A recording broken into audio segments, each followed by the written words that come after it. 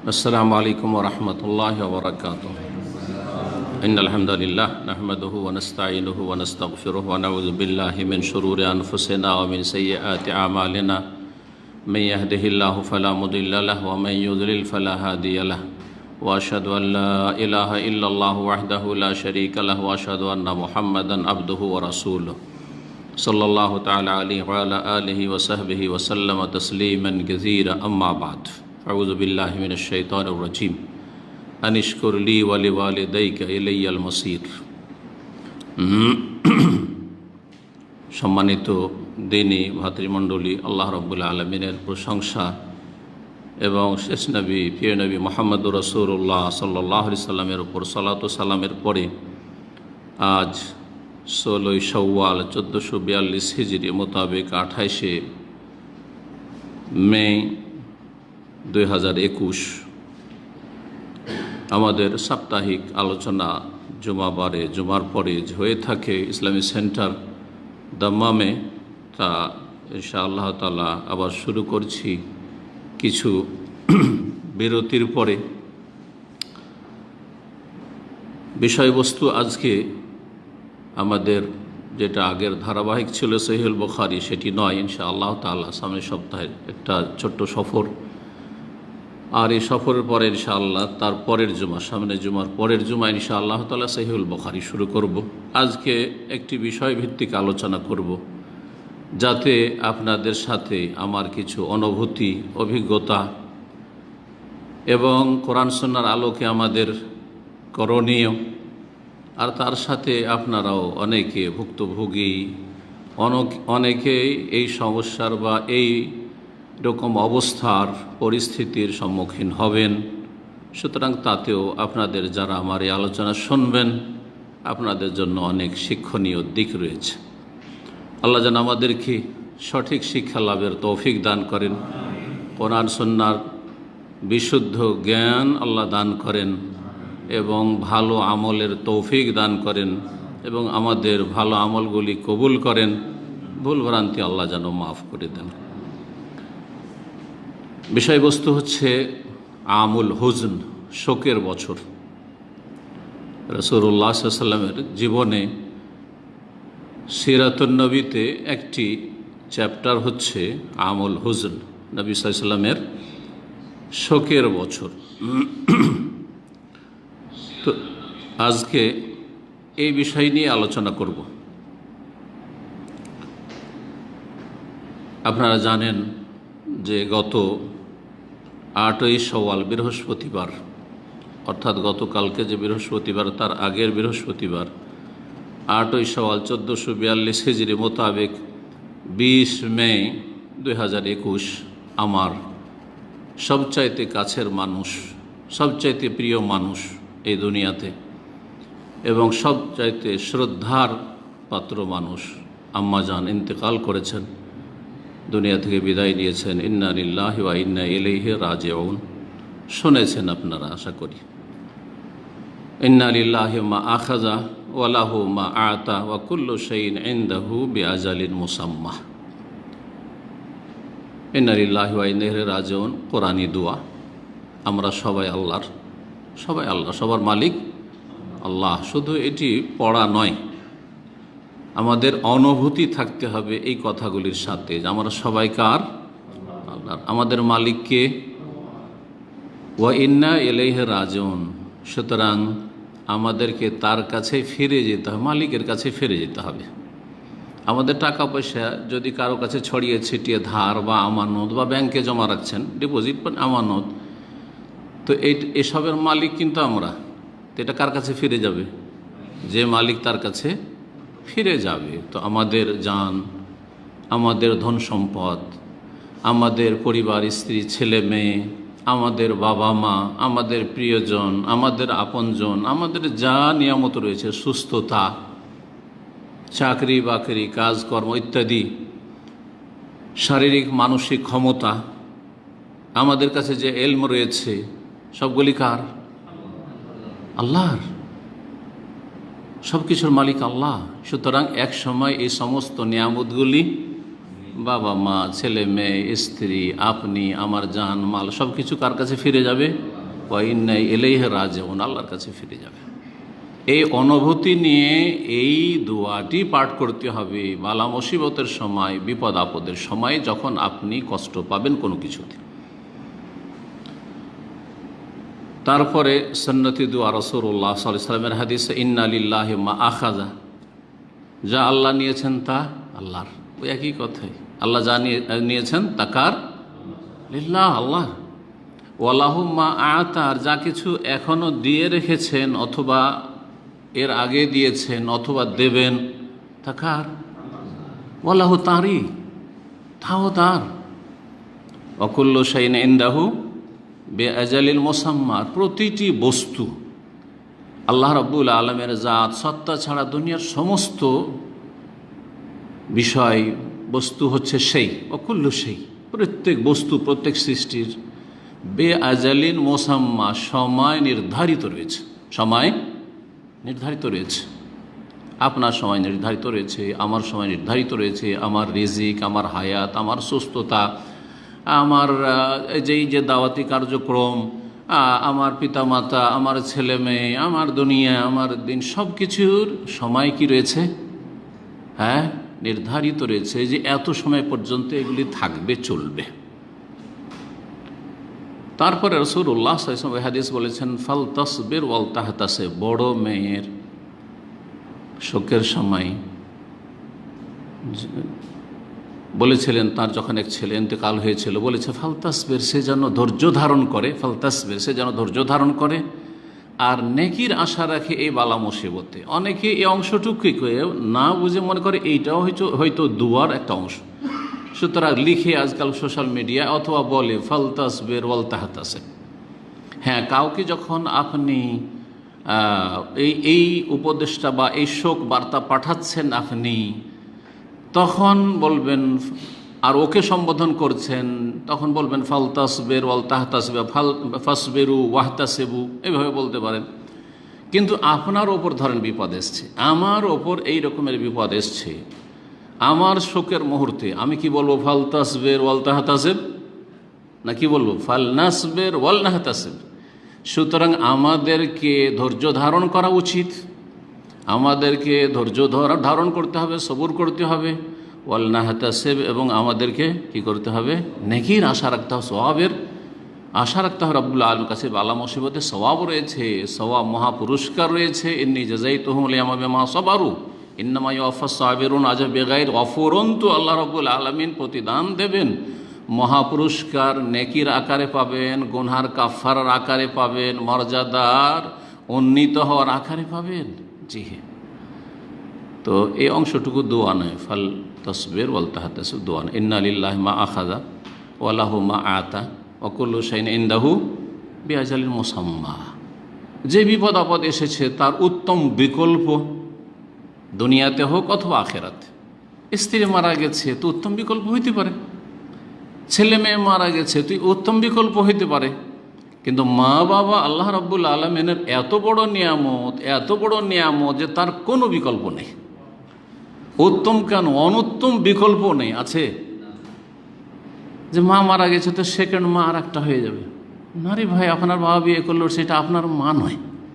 আমাদের দেশীয় কথা সৎ মা, ঠিক আছে, তার শ্রদ্ধা সম্মান, তার যতটুকু হক শরীয়তে আছে, সদ্ব্যবহার, সেটা আলাদা কথা। কিন্তু মায়ের কোনো বিকল্প নেই, বাবার কোনো বিকল্প নেই। কিন্তু স্বামীর বিকল্প আছে, একজন মহিলাকে ওর চাইতে ভালো স্বামী আল্লাহ দিতে পারেন। স্ত্রীর বিকল্প আছে, আপনার স্ত্রী যতই ভালো হোক না, তার চাইতে ভালো পৃথিবীতে আছে আর দিতে পারে আল্লাহ রাব্বুল, অসম্ভব কিছু নয়। ছেলে মেয়েদের বিকল্প আছে, যতই ভালো ছেলে আপনার দুনিয়া থেকে বিদায় নিক, মেয়ে বিদায় নিক, ওর চাইতে ভালো পৃথিবীতে আছে, থাকতে পারে, আল্লাহ দিতে পারেন। আল্লাহর কাছে কোনো কিছু মুশকিল নয়। এই জন্য খাজির আলাইহিস সালামের ঘটনায়, যে খাজির মুসা আলাইহিস সালামের ঘটনায় যে তিনটা ঘটনা সেখানে ছিল, তার মধ্যে একটি ছিল যে একটা ছেলেকে কি করলেন? খাজির আলাইহিস সালাম হত্যা করে দিলেন, নিষ্পাপ শিশুকে। বাহ্যিক তো এটা বড় আপত্তিকর, নিষ্পাপ নির্দোষী একটা ছেলেকে মেরে ফেলে দিলেন। এটা মুসা আলাইহিস সালাম বাহ্যিক দৃষ্টিতে, শরীয়তের দৃষ্টিতে এটা অন্যায়। যার ফলে বরদাস্ত করতে পারছেন না। কিন্তু আল্লাহ রাব্বুল আলামিন তাকে আল্লাহর কারখানায়, আল্লাহর কায়নাতে, আল্লাহর পৃথিবীতে যা কিছু ঘটে অপ্রীতিকর, আমাদের যেন কষ্টদায়ক, তাতে যা হেকমা রয়েছে, তত্ত্ব রয়েছে, উপকারিতা রয়েছে, বহু ভালো দিক রয়েছে, সেগুলি বোঝানোর জন্য ওই তিনটি ঘটনার সম্মুখীন করলেন কাকে? মুসা আলাইহিস সালামকে।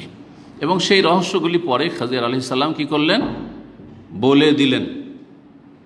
এখানে কি বলেছিলেন কোরআনের ভাষায় সূরা কাহফে? যখন খাজির আলাইহিস সালাম বললেন যে এখন আপনাকে বলে দিচ্ছি যে এই তিনটি কাজ আমি কেন করলাম, তো বাকি দুটিতে যাচ্ছে না, কারো কথা লম্বা হয়ে যাবে। এইখানে আসি যে ওই বালকটাকে, ওই ছেলেটাকে, নিষ্পাপ মাসুমকে যে মেরে দিলেন, বলেন এই জন্য মারলাম যে এই ছেলেটা যদি বড় হইতো তাহলে তার বাবা মাকে কি করতো? ও আম্মাল গোলাম ও ফাকানা আবাওয়াহু মুমিনাইনি, কোরআন ভাষা আমি বলি। এই যে বালকটিকে আমি হত্যা করে দিলাম, ফাকানা আবাওয়াহু মুমিনাইনি, তার পিতামাতা দুইজনে বড় ঈমানদার মুমিন ধার্মিক মানুষ।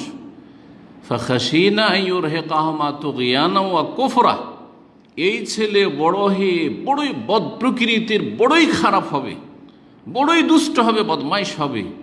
আমার আশঙ্কা হইল এ যদি বড় হয় আইয়ুরহিকাহুমা তুগয়ানা ওয়া কুফরা, তাহলে সীমা লঙ্ঘনে আর কুফরিতে এ বাবা মায়ের জন্য বড়ই বিপজ্জনক হয়ে যাবে, বড়ই কঠিন অবস্থা সৃষ্টি করবে, কষ্টদায়ক।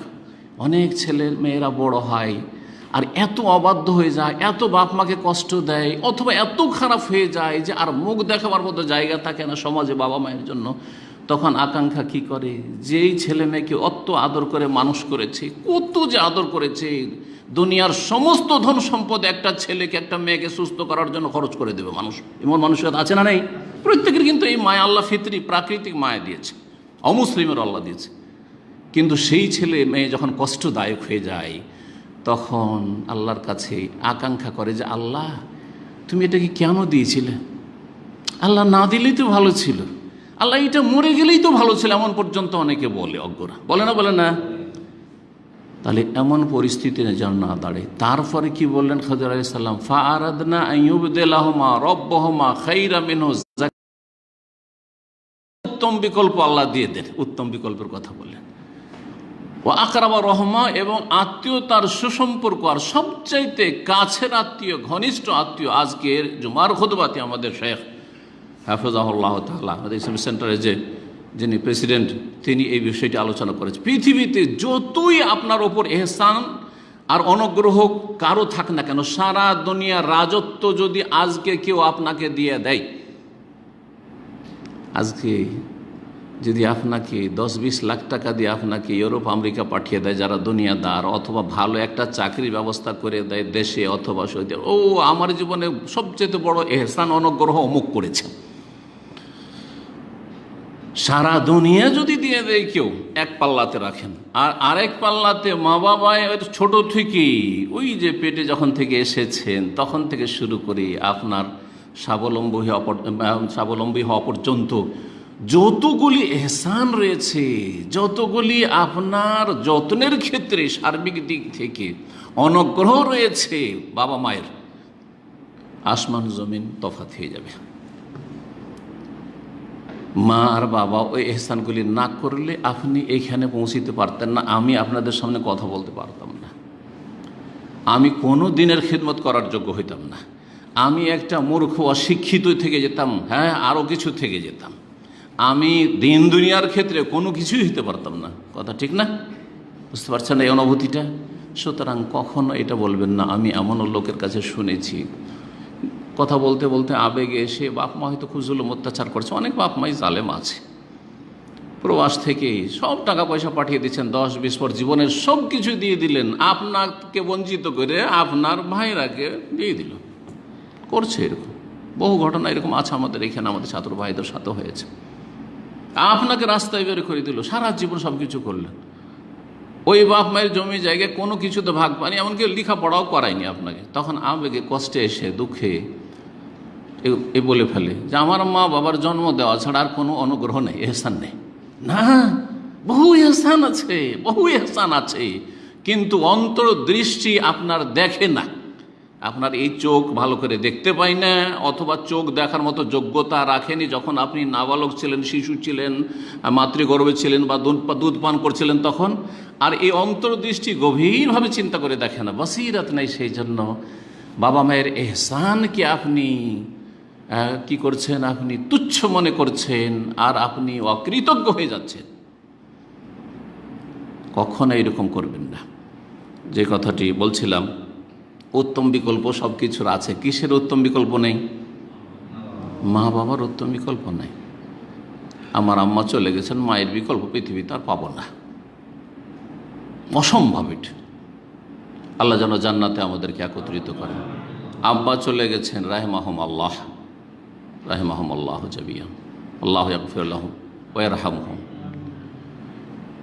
তাদের সাথে আল্লাহ যেন জান্নাতে একত্রিত করেন। তাছাড়া দুনিয়াতে কোনো বিকল্প আব্বারও নেই, আম্মারও নেই। এই কদরটা এতটা মা বাবার মর্যাদা বোঝার জন্য, আর গুরুত্ব বোঝার জন্য, আর ভালোবাসার জন্য, তাদের সাথে সৎ ব্যবহারের জন্য এই পয়েন্টটাই যথেষ্ট। এত গাড়ি ওয়াজ না করে আর এত আয়াত হাদিস না শুনিয়ে, বহু আছে, যদি এতটুকু মানুষ অনুভূতি রাখে, এই অনুভূতিটা সব সময় রাখবে। যতদিন দুনিয়ায় বেঁচে আছে সুবর্ণ সুযোগ মনে করবেন এটাকে সবচেয়ে বড় আপনার জীবনে চান্স মনে করেন। আল্লাহ সুযোগ দিয়েছেন। অনেকে বাবা মা অসুস্থ হইলে খরচ করতে চায় না। আমার ওই ভাই কি করছে, ও তো আমার চাইতে মেলা টাকাওয়ালা, ও কি করছে, দেখি ও কত টাকা দিচ্ছে, ও কতটা শেয়ার করছে। আরে ভাই, কেউ দিক আর না দিক, কারো দিকে দেখবেন না। আল্লাহ আপনাকে সুযোগ দিয়েছেন, এই সুযোগই সুযোগ হতে পারে, এটাই শেষ সুযোগ। আর আমি আলহামদুলিল্লাহ বলছি, আমার আম্মা যখন রমজানে অসুস্থ হয়ে গেলেন তখন ভাবলাম, আর হাসপাতালে ভর্তি করতে বাধ্য হলাম, ভাবলাম যে এটাই আল্লাহ বড় সুযোগ দিয়েছে। এই সুযোগ আর নাও আসতে পারে, সত্যি আসলো না। আর এই খরচ করার সুযোগ আর তার হায়াতে নাও আসতে পারে। এটা শুধু মুখে বলছি না, কাজে করতে হবে। আমার কেউ দেবে না দেবে আগেই বলে দিয়েছি, যে কেউ দিলে দিল, না হইলে আমি পুরোটার জন্য আছি। আমি কথা বলে যে এত হইলে আছি আর এত না হইলে আছি না, এমন কথা নয়। আছি, জান দিয়ে, মাল দিয়ে, সব কিছু খালি করে দিয়ে মা বাবার খেদমত করতে হবে যতদিন দুনিয়া আছে। দুনিয়া থেকে যখন চলে গেছেন তখন তাদের জন্য যে করণীয়গুলো আছে সেগুলি করতে হবে যথাসাধ্য। ইনশাআল্লাহ সেগুলি আলোচনা করব। আল্লাহ যেন সংক্ষেপে হইলেও পেশ করার আপনাদের সামনে তৌফিক দান করেন। তো আম্মা ইন্তেকাল করলেন এই ঈদের পরে। আমাদের এই ঈদুল ফিতর হাসপাতালে কেটেছে, আম্মার হাসপাতালে কেটেছে, আইসিইউতে। আর ভাইদের 6 ভাই, দেশে 6 ভাই হাজির, তাদের হাসপাতালই কেটেছে, হাসপাতালের বাইরে, অফিসে। নিজেদেরই যেহেতু হাসপাতাল ছিল, আমার শালার হাসপাতাল আলহামদুলিল্লাহ ঘরের মতো, বাড়ির মতো, সুতরাং তাদের কাছে সেখানে হাসপাতালে আইসিইউতে হইলেও সবসময় ওখানেই কেটেছে। কিছু সময় বাড়িতে এসেছে, খাবার দাবার খেয়েছে, আবার ছুটে গেছে। বাড়ির পাশে হাসপাতাল আলহামদুলিল্লাহ 1-1.5 কিলোমিটার। সুতরাং এই সুবিধাটা আল্লাহ রাব্বুল আলামিন দিয়েছেন এবং সহজ করেছেন। আর আমরা যারা 3 ভাই সৌদি আরবে ছিলাম, তাদের মানসিক দিক থেকে, শারীরিক দিক থেকে হাসপাতালে না কাটলেও আমাদের এই ঈদ আর ঈদের দিনগুলি হাসপাতালে কেটেছে। আর আমার আম্মা সম্পর্কে আর একটু বলি যে আমার আব্বার ইন্তেকাল তার 4 মাস 25 দিন আগে হয়েছে। মানে 5 মাসে 5 দিন কম 2 জনের ইন্তেকালের এই সময়কালের ভিতরে। আব্বা ইন্তেকাল করেছেন 25শে ডিসেম্বর 2020। আর তারপরেই আপনার ইদ্যত, কতদিন ইদ্যত হয়? হ্যাঁ, কতদিন ইদ্যত হয়? স্বামী ইন্তেকাল করলে বিধবার ইদ্যত কতদিন? 4 মাস 10 দিন। 4 মাস 10 দিন কেটেছে। সুবহানাল্লাহ, এই রমজান মাসের ভিতরে 4 মাস 10 দিন কেটেছে। আম্মা বাড়িতে, গ্রামের বাড়িতে ইদ্যত পুরোটা এত শক্তভাবে ইদ্যত পালন করছে যে পাশে 1 থেকে 1.5 মিনিট লাগবে আমার বড় মেয়ে বাসা যেতে, ঢুকতে বা বাড়ি ঢুকতে। আর এক ভাই আলাদা করে বাড়ি করেছে, ছোট ভাইটা। সবাই আস্তে আস্তে করে আলাদা বাড়ি করার চেষ্টা করছে। তো ওর বাড়ি যেতে 2 মিনিট লাগবে, কারো বাড়ি যেত না, কারো বাড়ি যেত না। প্রথম থেকে বেশ কিছুদিন এরকম কেটেছে। জানতে পারলাম, বললাম যে আপনি যাচ্ছেন না, ওখানে যাবেন, মাঝে মাঝে একটু চা খেয়ে আসবেন, ওখানে খেয়ে দিয়ে আসবেন, ভালো কিছু হলে ডাকবে, যখনই ডাকবে যাবেন আপনি, সকাল বিকেল, রাত্রি কাটাবেন না। যেতে রাজি না। বললাম যে শরীয়তে জায়েজ আছে, শুধু রাত কাটায়েন না, আপনি নিজের বাড়িতে এসে রাত কাটান, কিন্তু আপনি যান ওদের বাড়িতে, আমার মেয়ের বাড়ি যান, ওই ছোটো ছেলের বাড়ি যান। যেতে রাজি হতো না। অনেক বলার পরে মাঝে মধ্যে দুই একবার শুধু গেছে খেতে, আর না হলে ওরাই খাবার দিয়ে যেত, কিন্তু যেত না, যেতেন না কখনো। যেমন ইদ্যত পার হয়েছে রমজান মাসের শেষ দিকে, প্রায় 20 রমজানের কাছাকাছি এরকম ইদ্যতটা পার হইল, তখনই আমি টেলিফোনে বললাম যে আপনার কিন্তু ইদ্যত পার হয়ে গেছে, আপনি এখন সাধারণ লেবাস পোশাক পরতে পারবেন, যদি মনে করেন যে অলঙ্কার পরবো, মাসলা মাসাইল, বললেন যে পড়তে পারবেন, কিন্তু পরেনি। সুবহানাল্লাহ, পরেনি। পরে জানতে পারলাম। পরেই অসুস্থ হয়ে পড়লেন, জ্বর হইল, সর্দি কাশি। আর তারপরে ইদ্যতটা যখন পার হইল, তখন আমার ভাই যে আব্দুর রহমান মাদানী মদিনা থেকে, তৃতীয় ভাই, আমরা 3 ভাই মদিনা থেকে পাশ করেছি। একজন আমি তো হাদিস থেকে, আমার আর এক ভাই দাওয়া থেকে, কুলিয়াতুদ দাওয়া ফ্যাকাল্টি থেকে, আর আরেক ভাই হচ্ছে কুলিয়াতুশ শরিয়া ফিকহ ফ্যাকাল্টি থেকে। তো এই ছোটো ভাই যেটা, সে টাউনে, ওখানে যেহেতু শিক্ষকতা করে, তো সেখানে থাকে, তো ওখানে নিয়ে যাওয়া হলো চিকিৎসার জন্য। দেখা গেল যে অক্সিজেন কমে যাচ্ছে। অনেক চেষ্টা করা হলো। আলহামদুলিল্লাহ যে চেষ্টাতে আমরা কোনো ত্রুটি করিনি। চেষ্টাতে ত্রুটি করলে আর কেউ যদি মারা যায়, তো অনেক সময় কি হয়, আক্ষেপ হয়, আক্ষেপ হয়, দুঃখ লাগে, যে আমরা নিজেকে, অনেক সময় দুঃখ লাগে, নিজেকে ধিক্কার দেয় মানুষ, যে যথাযথ চেষ্টা করলাম না, সেই জন্য মনে হয় চলে গেল। শয়তান কিন্তু ওই রাস্তা দিয়ে ঢুকে। আমার যারা আশেপাশের লোক আছে, তারা বলার একটা সুযোগ পেয়ে যায়, তাই না? যারা আশেপাশে আছে তারা বলার একটা সুযোগ পেয়ে যায়, যে ভালো করে চিকিৎসা করলো না, এই জন্য মারা গেল। কিন্তু আলহামদুলিল্লাহ কেউ এইরকম দোস্ত দুশ্মন সব রকমই থাকে, কেউ বলার সুযোগও পাবে না। আর আমাদেরও কোনো আক্ষেপ নেই যে আমরা চেষ্টাতে কোনো ত্রুটি করেছি, সর্বাত্মক চেষ্টা করেছি।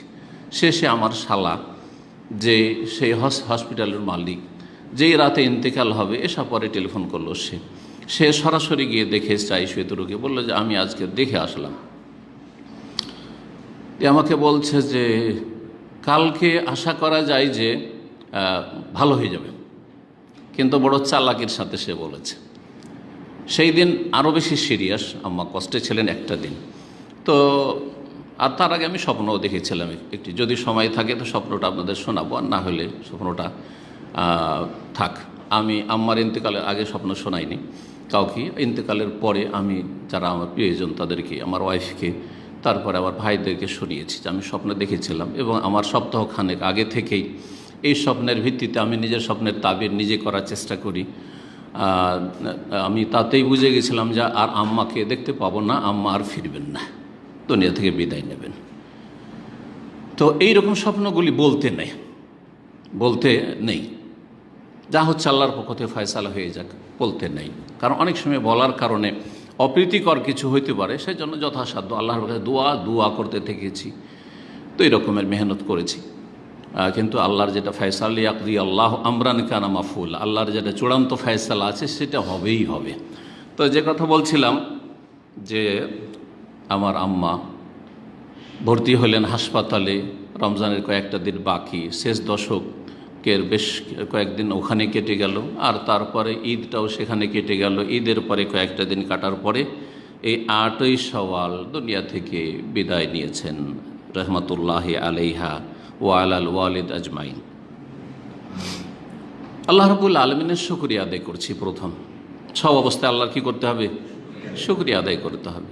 কারণ আল্লাহ যা নিয়েছেন তার চাইতে কম না। যদি নিয়ে থাকেন একটা দুটা নিয়ামত, তাহলে বহু নিয়ামত দেখতে হবে যে আমাকে দিয়ে রেখেছেন।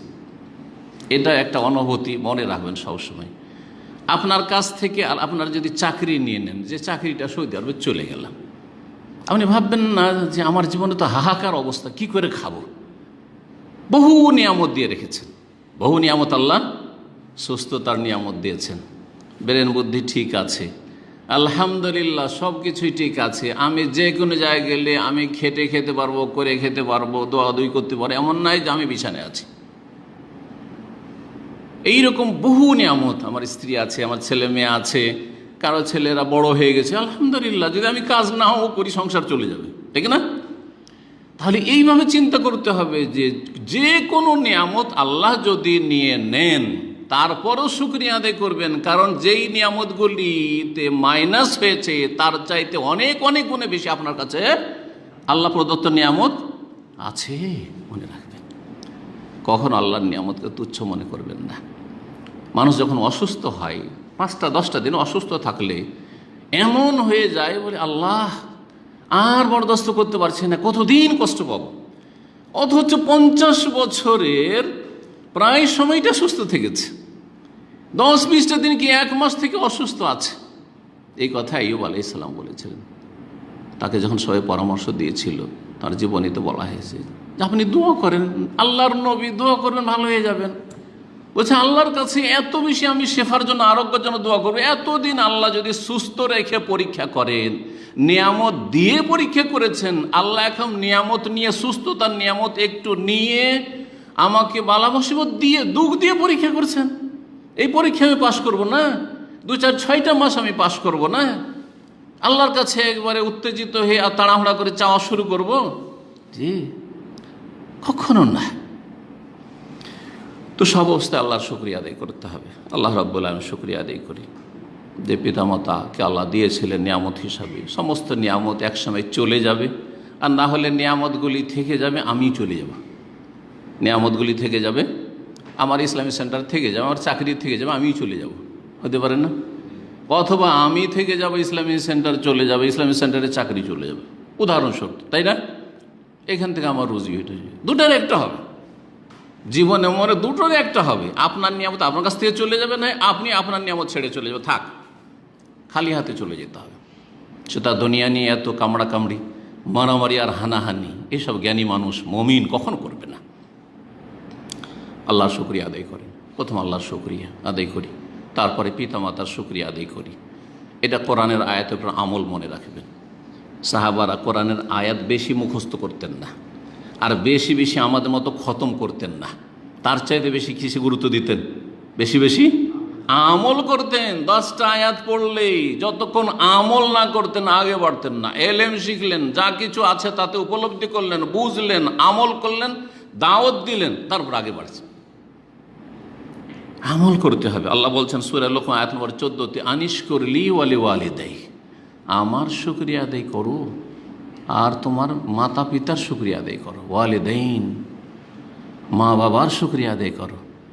কত বড় মর্যাদা আল্লাহ দিয়েছেন মা বাবাকে, যে আল্লাহর সাথে মিলিয়ে একসাথে শুকরিয়া আদায় করতে বল। যেমন আল্লাহর শুকরিয়া আদায় করবে, তেমনি মাতা পিতার শুকরিয়া আদায় করবে, মা বাবার শুকরিয়া আদায় করতে। আনিশকুর লি ওয়ালি ওয়ালিদাই। যখন আল্লাহ সৎ ব্যবহার কথা বলেছেন, ওয়াকাযা রাব্বুকা আল্লা তা'বুদু ইল্লা ওয়াবিল ওয়ালিদাইনি ইহসানা, পিতামাতার সাথে ইহসান করো। যখন আল্লাহ রাব্বুল আলামিন ইবাদত বন্দেগীর কথা বলছে, ওয়াবুদুল্লাহ ওয়ালা তুশরিকু বিহি ওয়াবিল ওয়ালিদাইনি ইহসানা, আল্লাহর হকের সাথে হক মিলিয়ে শুকরিয়ার ক্ষেত্রে এবং সদাচরণ ক্ষেত্রে, ইহসানের ক্ষেত্রে, বীরের ক্ষেত্রে, সদ্ব্যবহারের ক্ষেত্রে আল্লাহ নির্দেশ দিয়েছেন। এটি আল্লাহর পক্ষ থেকে ফরজ হোক। যেমন আল্লাহর ইবাদত ফরজ, গুরুত্বপূর্ণ ফরজ, যে এক আল্লাহর ইবাদত করবে তাওহীদ ভিত্তিক, শিরক মুক্ত, বিদআত মুক্ত, ঠিক তেমনি পিতামাতার শুকরিয়া আদায় করবে, কৃতজ্ঞ থাকবে সারা জীবন, এবং পিতামাতার সাথে সদাচরণ করবে। পিতামাতাকে মানসিক, শারীরিক কোনো রকমের বাড়ি কষ্ট দেবে না। পিতামাতাকে সবচেয়ে বেশি সুখী রাখার চেষ্টা করবে নিজের চাইতেও। আল্লাহ আমাদের সকলকে যেন তৌফিক দান করেন। আল্লাহ রাব্বুল আলামিন যদি কোনো নিয়ামত নেন, মনে রাখবেন যে বহু নিয়ামতের যে কথা বলছিলাম এটা তো আছেই, তার সাথে মনে রাখবেন যে কোনো বালা মুসিবতে আল্লাহর অনুগ্রহ আছে। এজন্য আরবদের একটা প্রবাদ আছে যে আল মেনাহু ফিল মেহান, বা আল মেনহাতু ফিল মেহনা। মেহনাতুন মানে বালা মুসিবত, বিপদ আপদ, আল্লাহর পরীক্ষা। তো আল্লাহর পরীক্ষাতে মিনহা, মিনহা মানে অনুগ্রহ, দান। যেখানে আল্লাহ বালা মুসিবত, সেখানে আল্লাহর কিন্তু দান আছে, দান আছে। যদি দেখেন যে কোনো কিছু তো আমি বাহ্যিক পেলাম না, টাকা পয়সা বাড়লো না, রুজি রোজগার বাড়লো না, আমার আর কিছু তো এরকম কিছু উন্নতি দেখলাম না, কিন্তু আপনার ইমানে সতেজতা আসলে, অনেকে সালাতে গাফিল, অনেকে আল্লাহর সাথে সম্পৃক্ত, তাল্লুক বিল্লাহ গাফিল, অন্তরের সম্পৃক্ততা দুনিয়ার সাথে, দুনিয়ার মুখী হয়ে আছে, কিন্তু মা বাবার ইন্তেকালের পরে আরও বেশি আখেরাত মুখী হয়ে গেল, দুনিয়া থেকে একবার উদাসীন হয়ে গেল। বাবা মায়ের ইন্তেকাল তার জন্য ইউটার্ন হয়ে গেল। এমন ধার্মিক বেনামাজি, আধা নামাজি ছিল, ফজরে উঠতো না, একবারে পাক্কা নামাজি হয়ে গেল। এর চেয়ে বড় দান কি হইতে পারে? এর চেয়ে বড় দান কি হইতে পারে? এই উদাহরণ দিচ্ছি, এরকম বহু দিক রয়েছে। আল্লাহ রাব্বুল আলামিন যদি কিছু নেন তো উত্তম বিকল্প দেন, সেটা বাপ মায়ের আকারে তো দেবেন না, কিন্তু অন্য দিক থেকে আল্লাহ বহু দেবেন। বহু দিক রয়েছে আল্লাহ রাব্বুল আলামিনের অনুগ্রহের নিয়ামতের। আল্লাহ যেন এসব আমাদেরকে অনুভূতি নিজের মধ্যে সবসময় রাখার তৌফিক দান করেন, এবং সে অনুযায়ী আমাদের বাহ্যিক আভ্যন্তরীণ আমলকে পরিচালনা করার তৌফিক দান করেন। অন্তরের আমল যেন ওই রকমই হয়, যেন বাচনিক আমল, অঙ্গ প্রত্যঙ্গের আমল, যাবতীয় ইবাদত বন্দেগী যেন আল্লাহর ইখলাসের সাথে, নিষ্ঠার সাথে আল্লাহ আমাদেরকে তৌফিক দান করেন এবং আমাদেরকে যে কোনো অবস্থায় উত্তম প্রতিদান দান করেন। বিষয়বস্তু আজকের ছিল শোকের বছর। রাসূলুল্লাহ সাল্লাল্লাহু আলাইহি সাল্লামের জীবনীতে একটা বছরকে শোকের বছর বলা হয়েছে। নবুয়ত প্রাপ্তির 40 বছর বয়সে নবী হলেন মক্কাতুল মুকাররমায়, ঠিক না? 10 বছর পরে, নবুয়ত প্রাপ্তির 10ম বছরে, নবী হওয়ার 10 বছর পরে, অর্থাৎ নবী সাল্লাল্লাহু আলাইহি ওয়াসাল্লামের বয়স তখন কত? 50 বছর। এই একই বছরে রাসূলুল্লাহ সাল্লাল্লাহু আলাইহি ওয়াসাল্লামের সবচাইতে প্রিয়জন পিতা মাতার পরে 2 ব্যক্তিত্ব ছিলেন। একজন হচ্ছেন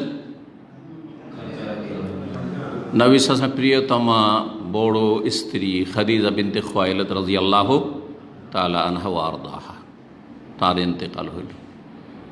তার মাত্র কয়েকদিন আগে, কিছুদিন আগে, মাসখানেক বা কিছুদিন আগে, তার চাচা, সবচেয়ে প্রিয় চাচা, এবং তাকে আল্লাহ রাব্বুল আলামিন সে চেষ্টা করেনি, গোঁড়ামি করেছে, বাপ দাদার ধর্মকে প্রাধান্য দিয়েছে, যার ফলে তৌফিক হয়নি। চেষ্টা না করলে তৌফিক হয় না।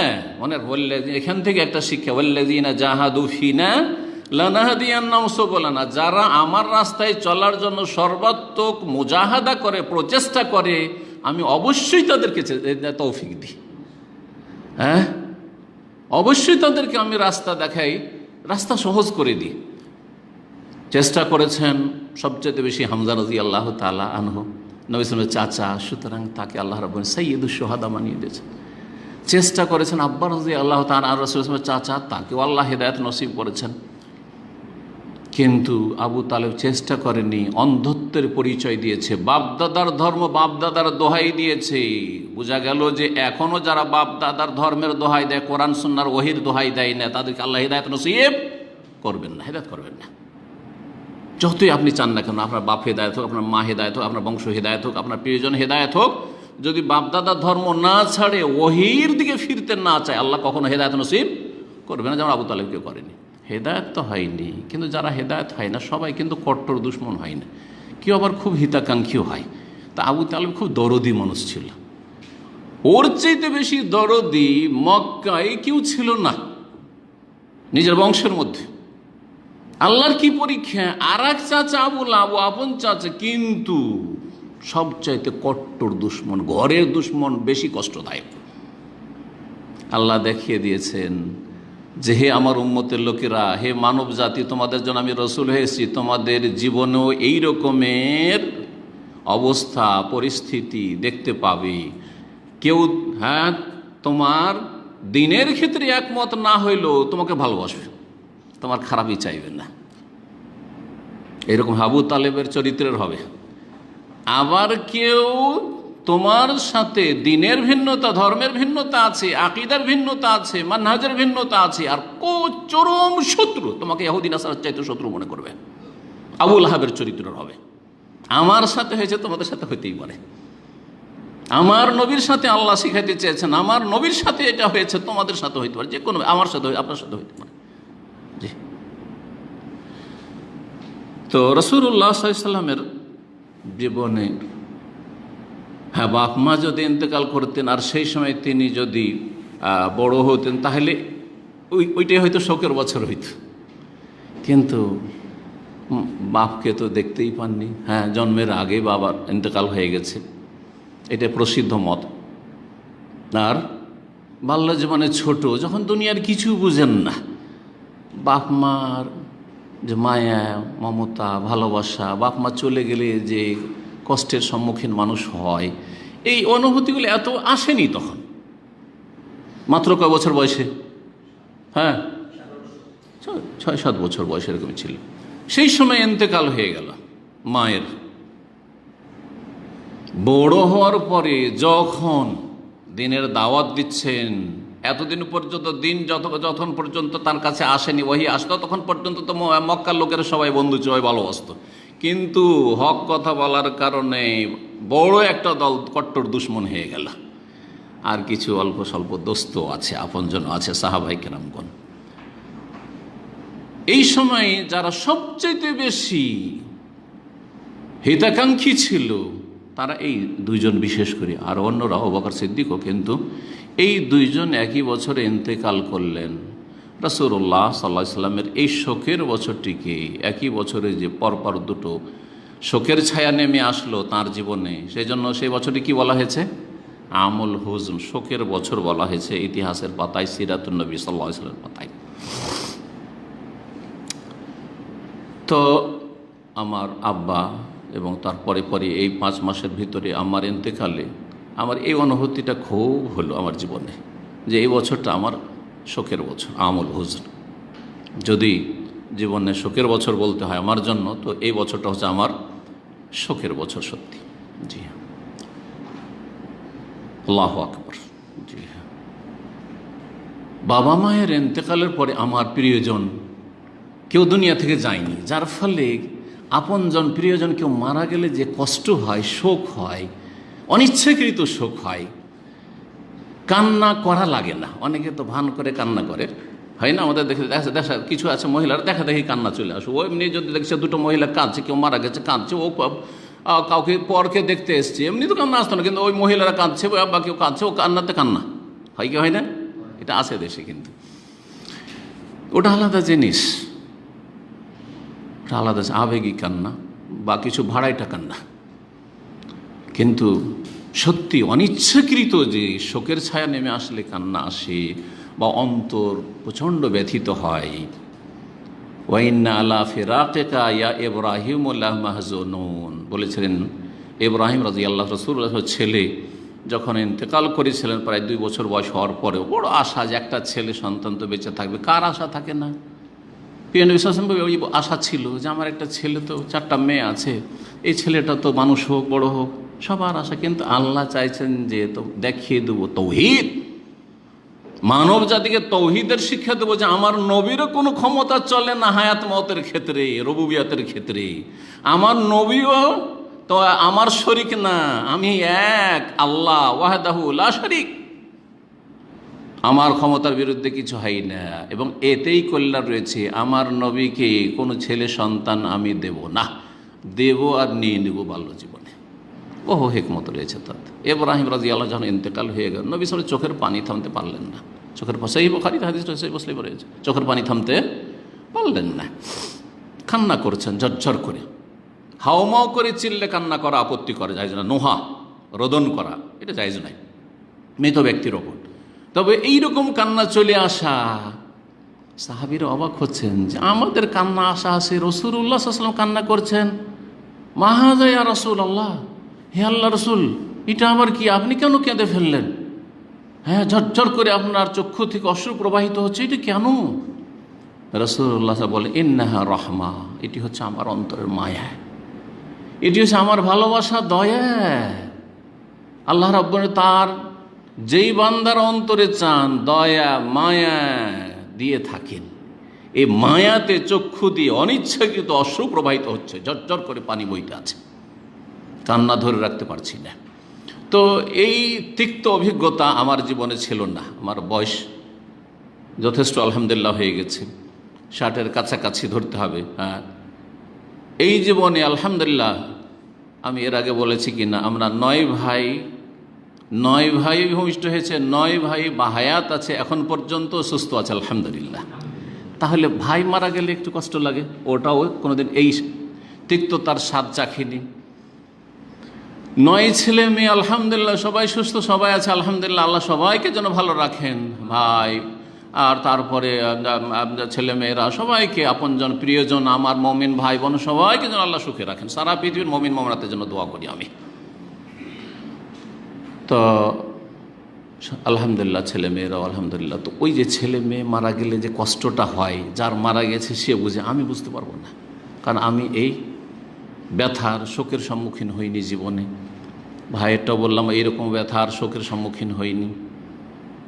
দাদি আমার জন্মের আগেই মারা গেছেন, দাদা মারা গেছেন, তখন আমি লেখাপড়া এক সময় ছিল, বা লেখাপড়া করে তখন মনে হয় আমি আসছিলাম, সফরে ছিলাম, কলকাতা থেকে বোম্বাই আসবো, বোম্বাই থেকে এই আমি ট্রেনের সফরে ছিলাম। পরে জানতে পারলাম, তখন তো টেলিফোনের যুগ ছিল না, আল কাসিম প্রথম আসবো মদিনা পাশ করার পরে। তো দাদা মারা গেছে, একটা কষ্ট আছে, কিন্তু ওই কষ্টটা নয় যে কষ্টটা হয়, তাই না? আর তারপরে কারো কাছে যদি দীর্ঘ সময় ধরে থাকে কেউ, তাহলে মায়া মমতা আরও বেশি হয়।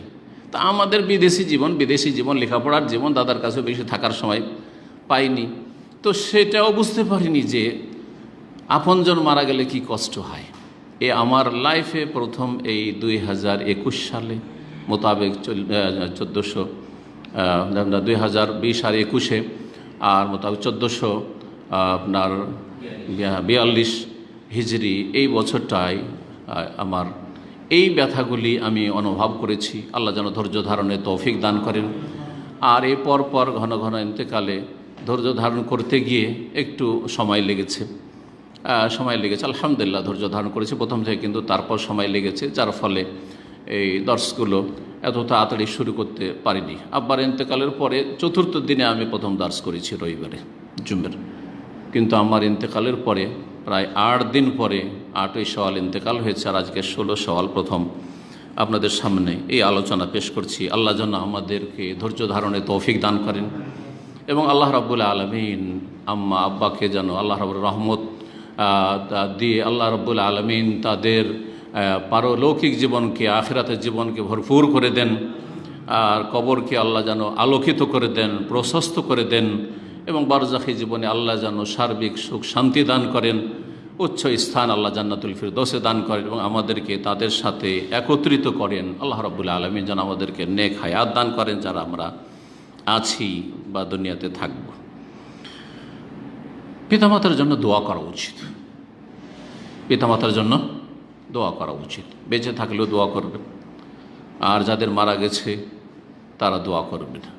বেঁচে থাকলে আল্লাহ তাদেরকে যেন হেফাজতে রাখেন, সুস্থ রাখেন, তাদের পার্থিব যে দিকগুলি রয়েছে বিশেষভাবে সেগুলির দোয়া করবেন সেই নিয়তে। আর দুনিয়া থেকে চলে গেলে রহমতের বেশি মুখাপাক্ষী, আর হেফাজতের দোয়া না। এই জন্য কোনো মানুষ বেঁচে থাকলে হাফেজাহুল্লাহ, আর ওরা কি বলে, আল্লাহ যেন তার হেফাজত করেন, অমুক শেখ হাফেজাহুল্লাহ। আর মারা গেলে রাহেমাহুল্লাহ বা রহমতুল্লাহ আলাই। মাতা পিতা মারা গেছে বা যারা মৃত ভাই বোন মমিন মমিনাত মারা গেছে, তাদের জন্য কিসে দোয়া করবেন? রাহেমাহুল্লাহ। এই ভুলটা থেকে মুক্ত হবেন, যেটা বাঙালি মুসলিমদের ভুল, সেটা হচ্ছে ইমাম, বড় বড় আলেমরা, ইমামরা যদি তাদের নাম উল্লেখ করেন, তাহলে আবু হানিফা রাহেমাহুল্লাহ, ইমাম শাফি রাহেমাহুল্লাহ, ইমাম বুখারী রাহেমাহুল্লাহ, তাই না? কিন্তু পিতামাতার নাম আসছে, আমার আব্বা মারা গেছেন, আমার আম্মা মারা গেছেন, এটা আপনি খারাপ আচরণ করলেন বাবা মায়ের সাথে। বাবা মার নাম না যদি আসে আর মৃত হয়, কি বলবেন? রাহেমাহুল্লাহ বা রাহেমাহুমুল্লাহ। আপনি দ্বিবচন করতে পারেন না পারেন, আপনি বলেন, যেটি দিয়ে পারেন বলেন, এক বচন দিয়ে বলেন, বহু বচন দিয়ে বলেন। রহমতুল্লাহ আলাইহিম কি বলবেন?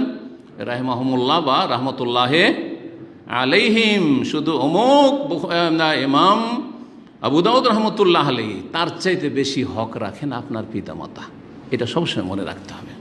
সুতরাং এই ট্র্যাডিশনটা বাদ দিতে হবে। পিতামাতা যাদের মারা গেছেন দোয়া করবেন।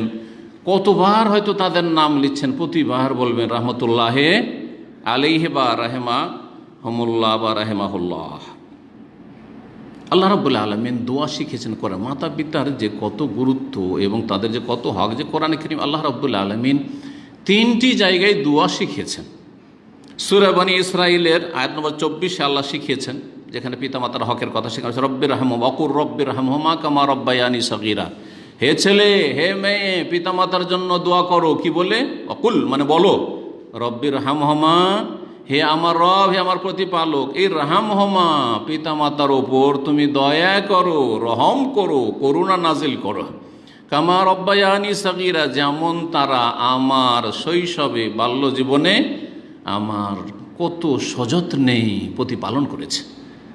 যদি আমি প্রতিপালন না করতো তা আমি তো বাঁচতামই না। শীতকালে আধা ঘন্টা যদি একটু বাইরে ফেলে রেখে দিত, হ্যাঁ মাটিতে ফেলে রেখে দিত, পেশাব পায়খানা করেছে, লটপট করছে পেশাব পায়খানার পর, সেই সময় যদি ফেলে রেখে দিত তাহলে এভাবে সাথে সাথে অসুস্থ হয়ে মারা যেত। আল্লাহ রাব্বুল আলামিন কীভাবে এই মায়াগুলি দিয়েছেন মা বাবার অন্তরে, যে তারা কত কষ্ট করে রাত জেগে, সপ্তাহকে সপ্তাহ, মাসকে মাস অনেক মা বাবা কষ্ট করেছে। আল্লাহু আকবার। আল্লাহ রাব্বুল যেন এই কদর করার তৌফিক দান করেন। তো এই দোয়াটি রব্বির রাহমহুমা কামা রব্বায়ানি সগীরা। আরেকটি দোয়া হচ্ছে সূরা ইব্রাহিমের আয়াত নম্বর 41, রব্বিগফিরলি, রব্বানাগফিরলি, রব্বানা দিয়ে আছেন, রব্বানাগফিরলি ওয়ালি ওয়ালিদাইয়া ওয়ালিল মুমিনিনা ইয়াউমা ইয়াকুমুল হিসাব। রব্বানা, হে আমাদের প্রতিপালক। কার দোয়া এটি বলতে পারেন? ইব্রাহিম আলাইহিস সালামের দোয়া। রব্বানাগফিরলি, আল্লাহ আমাকে মাফ করো, ওয়ালি ওয়ালিদাইয়া, পিতা মাতার জন্য দোয়া করেছে। তো ইব্রাহিম সালামের পিতা তো কাফের হয়ে মারা গেছে, হ্যাঁ, তো দোয়া করেছেন ইব্রাহিম আলাইহিস সালাম। প্রথম কথা, বাপের জন্য দোয়া করেছিলেন যখন বাপ বেঁচে ছিল, বা যখন বেঁচে ছিল, যখন ফালাম্মা তাবায়্যানা লাহু আন্নাহু আদুউল লিল্লাহ তাবাররা মিনহু, অন্য জায়গায় আল্লাহ স্পষ্ট করে দিয়েছেন। যখন সুস্পষ্ট হয়ে গেল ইব্রাহিম আলাইহিস সালামের ওপর যে আন্নাহু আদুউল লিল্লাহ, এই বাবা আজর তো আল্লাহর দুশমন হয়ে মরে গেল, ইসলাম কবুল করলো না, তাবাররা মিনহু, তখন সম্পর্ক ছেদের ঘোষণা করলেন, সম্পর্কহীন হয়ে গেলেন, আর দোয়া করলেন না। তাহলে এই দোয়াটি ইব্রাহিম আলাইহিস সালামের আল্লাহ নকল করে কোরআনে কারিমে কখন করেছিলেন? জীবদ্দশায়। আল্লাহ রব্বানা, হে আমাদের প্রতিপালক, রব্বানা, রব্বানা ফিরলি, আল্লাহ আমাকে মাফ করে দাও, ওয়ালি ওয়ালিদাইয়া, আমার পিতা মাতাকে মাফ করে দাও, ওয়ালিল মুমিনিনা, এবং সমস্ত ইমানদার নর এবং মুমিনদের মধ্যে শুধু নর নয়, নর নারী সবাইকে মাফ করে দাও, ইয়াউমা ইয়াকুমুল হিসাব, সেই দিন, যে দিন হিসাব প্রতিষ্ঠিত হবে, হিসাবের দিন যেন ক্ষমাপ্রাপ্ত হয়ে সব আসে, আমি ক্ষমাপ্রাপ্ত হয়ে আসতে পারি, সেই দিন হাজির হইতে পারি। আমার পিতামাতা যেন একবার ক্ষমা পেয়ে আসে সেই দিন, আগে থেকে ক্ষমা পেয়ে গেছে অগ্রিম। আর যত মুমিন মুমিনাত পৃথিবীতে রয়েছে তারা যেন ক্ষমাপ্রাপ্ত হয়ে আল্লাহ হিসাবের দিনে তোমার সামনে দণ্ডায়মান হয়। সূরা নূহের আয়াত নম্বর 28 রয়েছে, সেখানে রব্বিগফিরলি, এক বচন দিয়ে রব্বি রয়েছে, রব্বিগফিরলি ওয়ালি ওয়ালিদাইয়া ওয়ালিল মুমিনিনা। দোয়াটা সেম আগের মতোই, কিন্তু সূরা ইব্রাহিমের মতোই। ওয়ালা তাজিদিল জালিমিনা ইল্লা তাবারা। তারপরে জালেমদের জন্য ধ্বংসের দোয়া রয়েছে, বদদোয়া রয়েছে। নূহ আলাইহিস সালাম 950 বছর হেদায়েতের চেষ্টা করার পরে যখন অধিকাংশ হেদায়েত হলেন, তো এই বদদোয়া তাদের জন্য করেছেন, কাফের আর অবাধ্যদের জন্য, আর নিজের জন্য দোয়া করেছিলেন মাগফিরাতের মার্জনা, ওয়ালি ওয়ালিদাই ওয়ালিল মুমিন, রব্বানা রব্বিগফিরলি ওয়ালি ওয়ালিদাই ওয়ালিল মুমিনিনা, হ্যাঁ, ওয়াল মুমিনাত ওয়ালা তাজিদিল জালিমিনা ইল্লা দাখারা, ওয়ালা তাজিদিল জালিমিনা ইল্লা তাবারা, ওয়ালিমান দাখালা বাইতা মুমিন ওয়াল মুমিন ওয়াল মুমিনাত ওয়ালা তাজিদিল জালিমিনা ইল্লা তাবারা। তো এই দোয়া পিতামাতার জন্য, গোটা দোয়া আপনার লম্বা মুখস্থ যদি না হয় এতটুকু করবেন, কি বলবেন? রব্বিগফিরলি ওয়ালি ওয়ালিদাইয়া, বা রব্বানাগফিরলি ওয়ালি ওয়ালিদাইয়া। আরেকটি দোয়া রব্বির রাহমহুমা কামা রব্বায়ানি সগীরা। আরেকটি কথা মনে রাখেন, বাংলা ভাষাভাষীরা আরবিতে দোয়া করার চেষ্টা করে, বুঝুক আর না বুঝুক, এটা আমাদের মন মানসিকতা না, এই মন মানসিকতা দূর করতে হবে। হ্যাঁ, কোরআনই তো অবশ্যই মুখস্থ করার চেষ্টা করবেন, কিন্তু আপাতত মুখস্থ নেই, অত মুখস্থর বয়স নেই, বুড়ো হয়ে গেছে, দোয়া করব, আরবি জরুরি নয়, নিজের ভাষায় দোয়া করা। নিজের ভাষায় দোয়া করলে যেইভাবে চোখে কান্না আসবে, অন্তর বিনম্র হবে, সেটা আরবি ভাষায় মন্ত্র পাঠ করে না বুঝলে হবে না। কিন্তু এই জন্য আরবদের যে ভেতরে কুনুত হয় রমজান মাসে, আরবরা মসজিদে কান্না করে, কিন্তু অনারবদের কান্না আসে না। অনারবদের কান্না সাধারণত আসে না।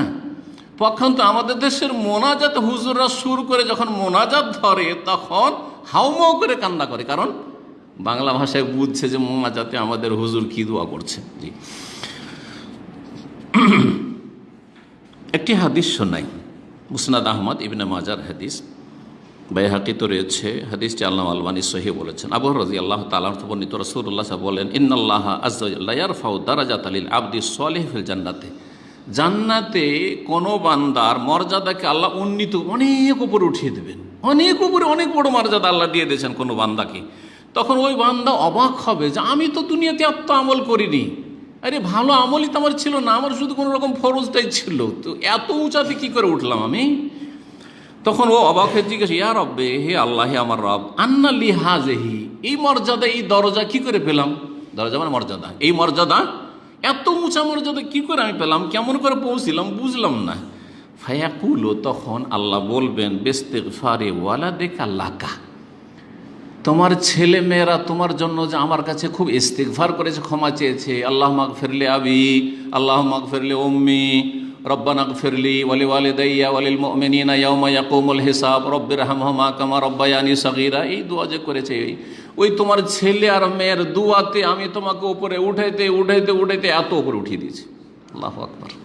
যেমন তেমন নয় তো, মা বাবার আমল বন্ধ হয়ে গেছে। এই যে মাতা ইবনে আদম ইনকাতা আনহু আমালু, আদম সন্তান মারা গেলে আমল বন্ধ হয়ে যায়, আর আমল করার সুযোগ নেই। কিন্তু আমার আপনার আমল করার সুযোগ আছে, বেশি বেশি করবেন, সেজদায় ভুলবেন না, আত্তাহিয়াত দরুদের পরে সালামের আগে ভুলবেন না, এমনিও যে কোনো সময় চলতে ফিরতে উঠতে বসতে দোয়া তো ভুলবেন না। যেই সময়গুলোতে দোয়া কবুল হয়, জুমার দিনে আসর থেকে মাগরিবের মাঝে, অথবা জুমার দিনে যে কোনো সময়, জুমার দিনে বিশেষ করে দুই খুতবার মাঝখানে ইত্যাদি, ভুলবেন না। এই ভালো ভালো সময়গুলি, রাতের অন্ধকারে, তাহাজ্জুদে, ফরজে নফলে, সব সালাতের বাইরে যে কোনো সময় পিতামাতাকে মনে রাখবেন। আল্লাহ যেন তৌফিক দান করেন। 4 নম্বরে যে পয়েন্টটি আলোচনা করব সেটা হচ্ছে যে প্রথম আল্লাহর শুকরিয়া আদায় করেছি এবং আবার শুকরিয়া আদায় করছি, তারপরে মানুষের শুকরিয়া আদায় করেছি। বিশেষ করে ওই সমস্ত ভাই বোনদের শুকরিয়া আদায় করেছি অন্তর থেকে, যারা আমার পিতামাতার ইন্তেকালের পূর্ব মুহূর্তে তাদের শিফার জন্য, আরোগ্যের জন্য, সুস্থতার জন্য দোয়া করেছেন খবর পেয়ে। আর সব সময় হিতাকাঙ্ক্ষী তারা দোয়া করে থাকেন, অনেকেই খবর পাননি কিন্তু এমনিতেই তারা হিতাকাঙ্ক্ষী দোয়া করে থাকেন, তাদের শুকরিয়া আদায় করছি, জাযাহুমুল্লাহ খাইরান। এবং যারা ইন্তেকালের খবর পেয়ে দোয়া করেছেন রহমতের মাগফিরাতের আমার আম্মা আব্বার জন্য, আল্লাহ যেন তাদেরকে জাযায়ে খায়ের দান করেন, উত্তম প্রতিদান দান করেন, এবং আল্লাহ যেন তাদের গুনাহ খাতা মাফ করেন এবং তাদের দুনিয়া আখিরাতের সার্বিক কল্যাণ করেন। কারণ তাদের শুকরিয়া আদায় না করলে যথাযথ আল্লাহর শুকরিয়া আদায় হয় না। রাসূলুল্লাহ সাল্লাল্লাহু আলাইহি ওয়াসাল্লাম হাদিসে, মাল্লাম ইয়াশকুরিন নাস লাম ইয়াশকুরিল্লাহ। সুতরাং তাদের কৃতজ্ঞ, তারা সরাসরি আমার সাথে যোগাযোগ সম্ভব হলে যোগাযোগ করে, যেইভাবে হোক না কেন, বা দেখা সাক্ষাতে যারা কাছে আছেন, দেখা সাক্ষাতে যারা দোয়া দিয়েছেন, অথবা সোশ্যাল মিডিয়াতে দোয়া দিয়েছেন, যেইভাবে হোক না কেন, যারা হয়তো দোয়া আমাকে পৌঁছাননি, কিন্তু বহু ভাই বোনরা রয়েছেন যারা দোয়া করেছেন আমার পিতামাতার জন্য এবং আমার পরিবারের কল্যাণের জন্য, রহমত মাগফিরাতের জন্য, আল্লাহ যেন তাদেরকে জাযায়ে খায়ের দান, উত্তম প্রতিদান দান করেন। রাসূলুল্লাহ সাল্লাল্লাহু আলাইহি ওয়াসাল্লাম এই বদলা দেওয়ার হুকুম করেছেন, তাদেরকে এতটুকু বদলা যদি না দিই তো আমি অকৃতজ্ঞ। ওসামা বিন যায়েদ রাদিয়াল্লাহু তাআলা আনহু থেকে বর্ণিত হাদিস রয়েছে, রাসূলুল্লাহ বলেন, মান সুনা ইলাইহি মারুফুন, কারোর সাথে যদি ভালাই করা হয়, কারোর সাথে কেউ যদি ভালাই করে, আমার সাথে ভালাই করলো, আমার জন্য দোয়া করলো, আমার পরিবারের জন্য দোয়া করলো, আমার মা বাবার জন্য দোয়া করলো, কোনো একটা কল্যাণ করলো, অথবা কোনো একটা কিছু আমার যে কিছু করে উপকার করলো, ফাকাল আলে ফাইলিহি, তার উত্তরে যদি এই কথা বলতে পারে ওই ব্যক্তি, যেই ব্যক্তির সাথে কল্যাণ করা হয়েছে, ভালাই করা হয়েছে, জাযাকাল্লাহু খাইরান, জাযাকাল্লাহু খাইরান। আজকাল কিন্তু জাযাকাল্লাহু খাইরানটাকে একবারে বলতে বলতে হালকা মনে করছে, কোনো ব্যাপার না, কি বা বললো, আপনাকে আমি বললাম জাযাকাল্লাহু খাইর, কিন্তু আপনার অনুভূতিতে নাই যে অনেক বড় দোয়া দিলাম, কিন্তু হ্যাঁ এই অনুভূতি নেই না। এ জাযাকাল্লাহু খাইরান, খাইরান নাকিরা, আর নাকিরাতে অমুম রয়েছে আরবি গ্রামারে, সার্বিক কল্যাণ। খাইরান আইয়ু খাইর, যে কোনো কল্যাণ, দুনিয়ার সার্বিক কল্যাণ, আখিরাতের সার্বিক, আল্লাহ যেন আপনাকে সার্বিক উত্তম প্রতিদান দান করেন। কত বড় দোয়া দিলেন ছোট্ট কথাতে। যাকে দোয়া দিবে সেও এই দোয়াটিকে হালকা তুচ্ছ মনে করবেন না, আর যিনি দোয়া দিবেন তিনিও মনে করবেন না যে আমি কি বা দোয়া করেছি তার জন্য। এই যে জাযাকাল্লাহু খাইরান বললেন, আপনি যথেষ্ট দোয়া করলেন, আপনার জন্য যে জাযাকাল্লাহু খাইর বলেছে এইটাই যথেষ্ট। আপনি আপনার বোনের বিয়ে শাদী দিয়ে লাখ লাখ টাকা খরচ করেছেন, কত তাকে মানুষ করাতে খরচ করেছেন, ভাইদেরকে ছোটদেরকে কত আপনি খরচ করেছেন, তারা যদি এতটুকু বলে জাযাকাল্লাহু খাইর ভাইয়া, যথেষ্ট করেছে, আর আশা রাখেন না আমি এত করলাম আর তারা কি করলো, কোনো দিন তো আমাকে বললো না, না না না এসব করবেন না, আরও কষ্ট পাবেন। জাযাকাল্লাহু খাইরান, এই জাযাকাল্লাহ খাইরান বলতে কি আমাদের বাংলা ভাষাভাষীরা অনেক সময় ভুল করে, এই খাইরান বলে না, জাযাকাল্লাহ। শুনেছেন না অনেকে কি বলে, ভাই জাযাকাল্লাহ, জাযাকাল্লাহ মানে আপনাকে বদলা দিক, তো বদলা তো ভালো হয় আর মন্দ হয়। একটা খারাপ লোক যদি আপনার সাথে খারাপ আচরণ করে ওকেও জাযাকাল্লাহ বলতে পারেন, কেউ আপনাকে মেরে দিল, গাল দিয়ে দিল, জাযাকাল্লাহ, আল্লাহ তোমাকে বদলা দিক, মানে তুমি গালের বদলা যেন আল্লাহ শাস্তি দিক তোমাকে, ওইটা তো হয়ে এলো। আপনি কি দোয়া দিলেন, ভালো দোয়া দিলেন না মন্দ দোয়া দিলেন? সুতরাং শুধু জাযাকাল্লাহ বলবেন না। শিক্ষিত মানুষ আমাকে মাঝে মধ্যে, গত সপ্তাহে এক ভাই বলছে জাযাকাল্লাহ শেখ, আমি বললাম জাযাকাল্লাহ নয়, জাযাকাল্লাহ খাইরান। কথা বোঝা গেছে? জাযাকাল্লাহ খাইরান বলবেন। শিক্ষিত মানুষ, লেকচারার, প্রফেসর মানুষ এরকম বলে দিচ্ছে, কারণ জানেন না সেই জন্য। তাহলে জানতে হবে ইন্নামা শিফাউল ইয়া সাওয়াল, অজ্ঞতার চিকিৎসা হচ্ছে, ঔষধ হচ্ছে জিজ্ঞাসা করে না, এলেম শিখা। আর একটি ভুল বলি, যেই ভুলটা শনাক্ত না করলে মানুষ সংশোধন করবে না, ভুল সংশোধন করা জরুরি, ফরজ। আমাদের সে মুসলিম ফকিরগুলো ট্রেনে বাসে চেয়ে বেড়ায়, একসময় তো খুব বেশি ছিল, কথা বলছেন না, ছোটকাল থেকে দেখেছি। আর তারপরে সেখানে হিন্দু আছে, খ্রিস্টান আছে, অমুসলিম আছে, বেদিন বিধর্মী আছে, মুসলিম আছে, সবাই 2-4 পয়সা 10 পয়সা টানা যা দিক দিচ্ছে, 2-4 টাকা করে দিচ্ছে। আর কি বলছে, জাযাকাল্লাহু খাইরান ফিদ দারাইন, জাযাকাল্লাহু খাইরান ফিদ দারাইন বলে, শুনবেন। জাযাকাল্লাহু খাইরান পর্যন্ত ঠিক আছে, তোমাকে আল্লাহ কল্যাণ দান করুক, কিন্তু ফিদ দারাইন মানে 2 জগতে, উভয় জগতে, দুনিয়া আখিরাতে তোমাকে ভালাই দান করুক, মঙ্গল দান করুক। একটা কাফের জন্য কি করে দোয়া করলেন? না, মোটেই চলবে না, মোটেই চলবে না, যতক্ষণ পর্যন্ত সে হেদায়েত না হবে আখিরাতের কল্যাণ কামনা করা যাবে না। সুতরাং এই জাযাকাল্লাহু খাইরান ফিদ দারাইন, আমাদের এক ওস্তাদ ছিলেন শেখ আকরামুজ্জামানের মামা, কিন্তু শেখ হোসেন সালাফি রহমতুল্লাহ আলী, আমাকে প্রথম খণ্ড বুখারী পড়িয়েছেন দাওরায়ে হাদিসে 1982-তে। উনি ওয়াইজ বক্তা ছিলেন, তো প্রায় দিনে ও বক্তব্য করতে ট্রেনে যেতেন। তো তিনি ওই মজাকটা করতেন আর আমাদেরকে হাদিসের ক্লাস এসে বলতেন যে আরে এই ফকিরেরা যা আছেন না ট্রেনে, কি হিন্দু, কি বেদিন সাঁওতাল, কে পুলিয়া, কে কাফের, কে মুসলিম, দেখা দেখি না, জাযাকাল্লাহু খাইরান ফিদ দারাইন। আরে দুনিয়া আখিরাতে কি করে বদলা দিবে আল্লাহ? দিবে না আখিরাতে ওদেরকে। হ্যাঁ, ওমা লাহু ফিল আখিরাতি মিন খালাক, কুফরের অবস্থা, যারা দুনিয়া দুনিয়া দুনিয়া করে চলে গেছে, আখিরাতের কোনো ফিকির চিন্তা করেনি, নাস্তিক, তাদের আখিরাতে কোনো অংশ নেই আল্লাহ বলছেন। কথা বোঝা গেছে না? তাহলে আমাদেরকে মধ্যম পন্থা অবলম্বন, শুধু জাযাকাল্লাহ বললে একদিকে চলে গেলেন, ভুল করলেন, আর জাযাকাল্লাহু খাইরান ফিদ দারাইন বলে দিলেন, অথচ যাকে বলছেন সে মুসলিম না, তাহলে ফিদ দারাইন কি করে আল্লাহ দেবে? কথা বোঝা গেছে না? জি হ্যাঁ, তবে অমুসলিমকেও দোয়া দিতে পারেন, জাযাকাল্লাহু খাইরান বলতে পারেন, কোনো অসুবিধা নেই, ফিদ দারাইন বলবেন না। শুধু আখিরাত না, হেদায়েত হও, তাহলে আখিরাত আল্লাহ দেবে। তোমরা আখিরাতের দোয়াই করতে পারি না যতক্ষণ পর্যন্ত তুমি হেদায়েত না হবে। জি, এই ছিল হাদিস। কেউ যদি কোনো মানুষকে বলে জাযাকাল্লাহু খাইরান ফাকাত আবলাগা ফিস সানা, তাহলে সেই ব্যক্তি যথেষ্ট তার গুণগান করে দিল, যথেষ্ট তার হক আদায় করে দিল। আপনাকে যদি আমি বলি জাযাকাল্লাহ, একটা পানি দিলেন, জাযাকাল্লাহু খাইরান, যথেষ্ট হক আদায় করলাম। আপনি 1 লক্ষ টাকা দেন, আপনি হ্যাঁ দিনের রাস্তায়, জাযাকাল্লাহু খাইরান, যথেষ্ট, আপনার জন্য আমি যথেষ্ট হক আদায় করে দিয়েছি। তুচ্ছ মনে করবেন না এই দোয়াকে। আল্লাহ যেন আমাদেরকে এইসব বিষয়গুলো বোঝার তৌফিক দান করেন। 5 নম্বরে যে বিষয়টি বলবো, এখন সংক্ষেপ করি কারণ সময় যথেষ্ট হয়ে গেছে। মনে রাখবেন যে একমাত্র চিরস্থায়ী, সবসময় আছেন, সবসময় ছিলেন, যার কোনো আদি অন্ত নেই এবং সবসময় থাকবেন, তিনি কে? আল্লাহ। আল বাকাউ লিল্লাহ, একমাত্র আল্লাহ বাকি থাকবেন। জি, আর কোনো কিছু বাকি থাকবে না পৃথিবীর, এবং সমস্ত সৃষ্টির সময় নির্ধারিত করা আছে। সূরা রহমান আয়াত নম্বর 26 আল্লাহ কি বলেছে? কুল্লু মান আলাইহা ফান, ভূপৃষ্ঠে যা কিছু রয়েছে, শুধু ভূপৃষ্ঠে নয়, যদিও এখানে ভূপৃষ্ঠ বলা হয়েছে, ভূপৃষ্ঠে মানে জমিনের ওপর, জমিনের ভিতরে, ভূগর্ভে যা রয়েছে, হ্যাঁ আকাশের মাঝে যা রয়েছে, সব কিছু কি ধ্বংসশীল, ফানা হয়ে যাবে, সব কিছু ধ্বংসশীল। সুতরাং নবী সাল্লাল্লাহু আলাইহি ওয়াসাল্লাম ইন্তেকাল করেছেন, আম্বিয়া রসুলগণ সবাই ইন্তেকাল করেছেন, আমাদেরকেও চলে যেতে হবে। কুল্লু মান আলাইহা ফান, পিতামাতা চলে গেছেন, যেতে হবে একদিন, থাকলেও একসময় যেতে হবে, কেউ চিরকাল থাকতে আসেনি। ওয়ায়াবকা ওয়াজহু রাব্বিকা যুল জালালি ওয়াল ইকরাম, একমাত্র রব তিনিই থাকবেন। আল্লাহ সূরা আম্বিয়ার আয়াত 34 বলেছেন, ওমা জাআলনা লিবাশারিন মিন ক্বাবলিকাল খুলদ, হে নবী তোমার পূর্বে কোনো মানুষকে চিরস্থায়ী করিনি, স্থায়িত্ব দান। কোনো মানুষ থাকেনি, আদম থাকেনি, নূহ থাকেনি, মুসা থাকেনি, ইব্রাহিম থাকেনি, খলিলুল্লাহ। ওমা জাআলনা লিবাশারিন মিন ক্বাবলিকাল খুলদ, তোমার আগে কোনো মানুষকে স্থায়িত্ব দান করিনি পৃথিবীতে। আফাইমিত্তা, সুতরাং তুমি যদি মৃত্যুবরণ করো, মারা যাও, তাহলে বুঝে মারা যাওয়ার কথা আল্লাহ বলেছেন। ফাহুমুল খালেদুন, তোমার দুশমন যারা হাসছে যে মুহাম্মদের ক্ষতি হোক, তারা চিরকাল থাকবে? আরে তারাও মরবে, তারা মরে তো জাহান্নামে যাবে যদি ঈমান নসিব, ইসলাম নসিব না হয়। তাহলে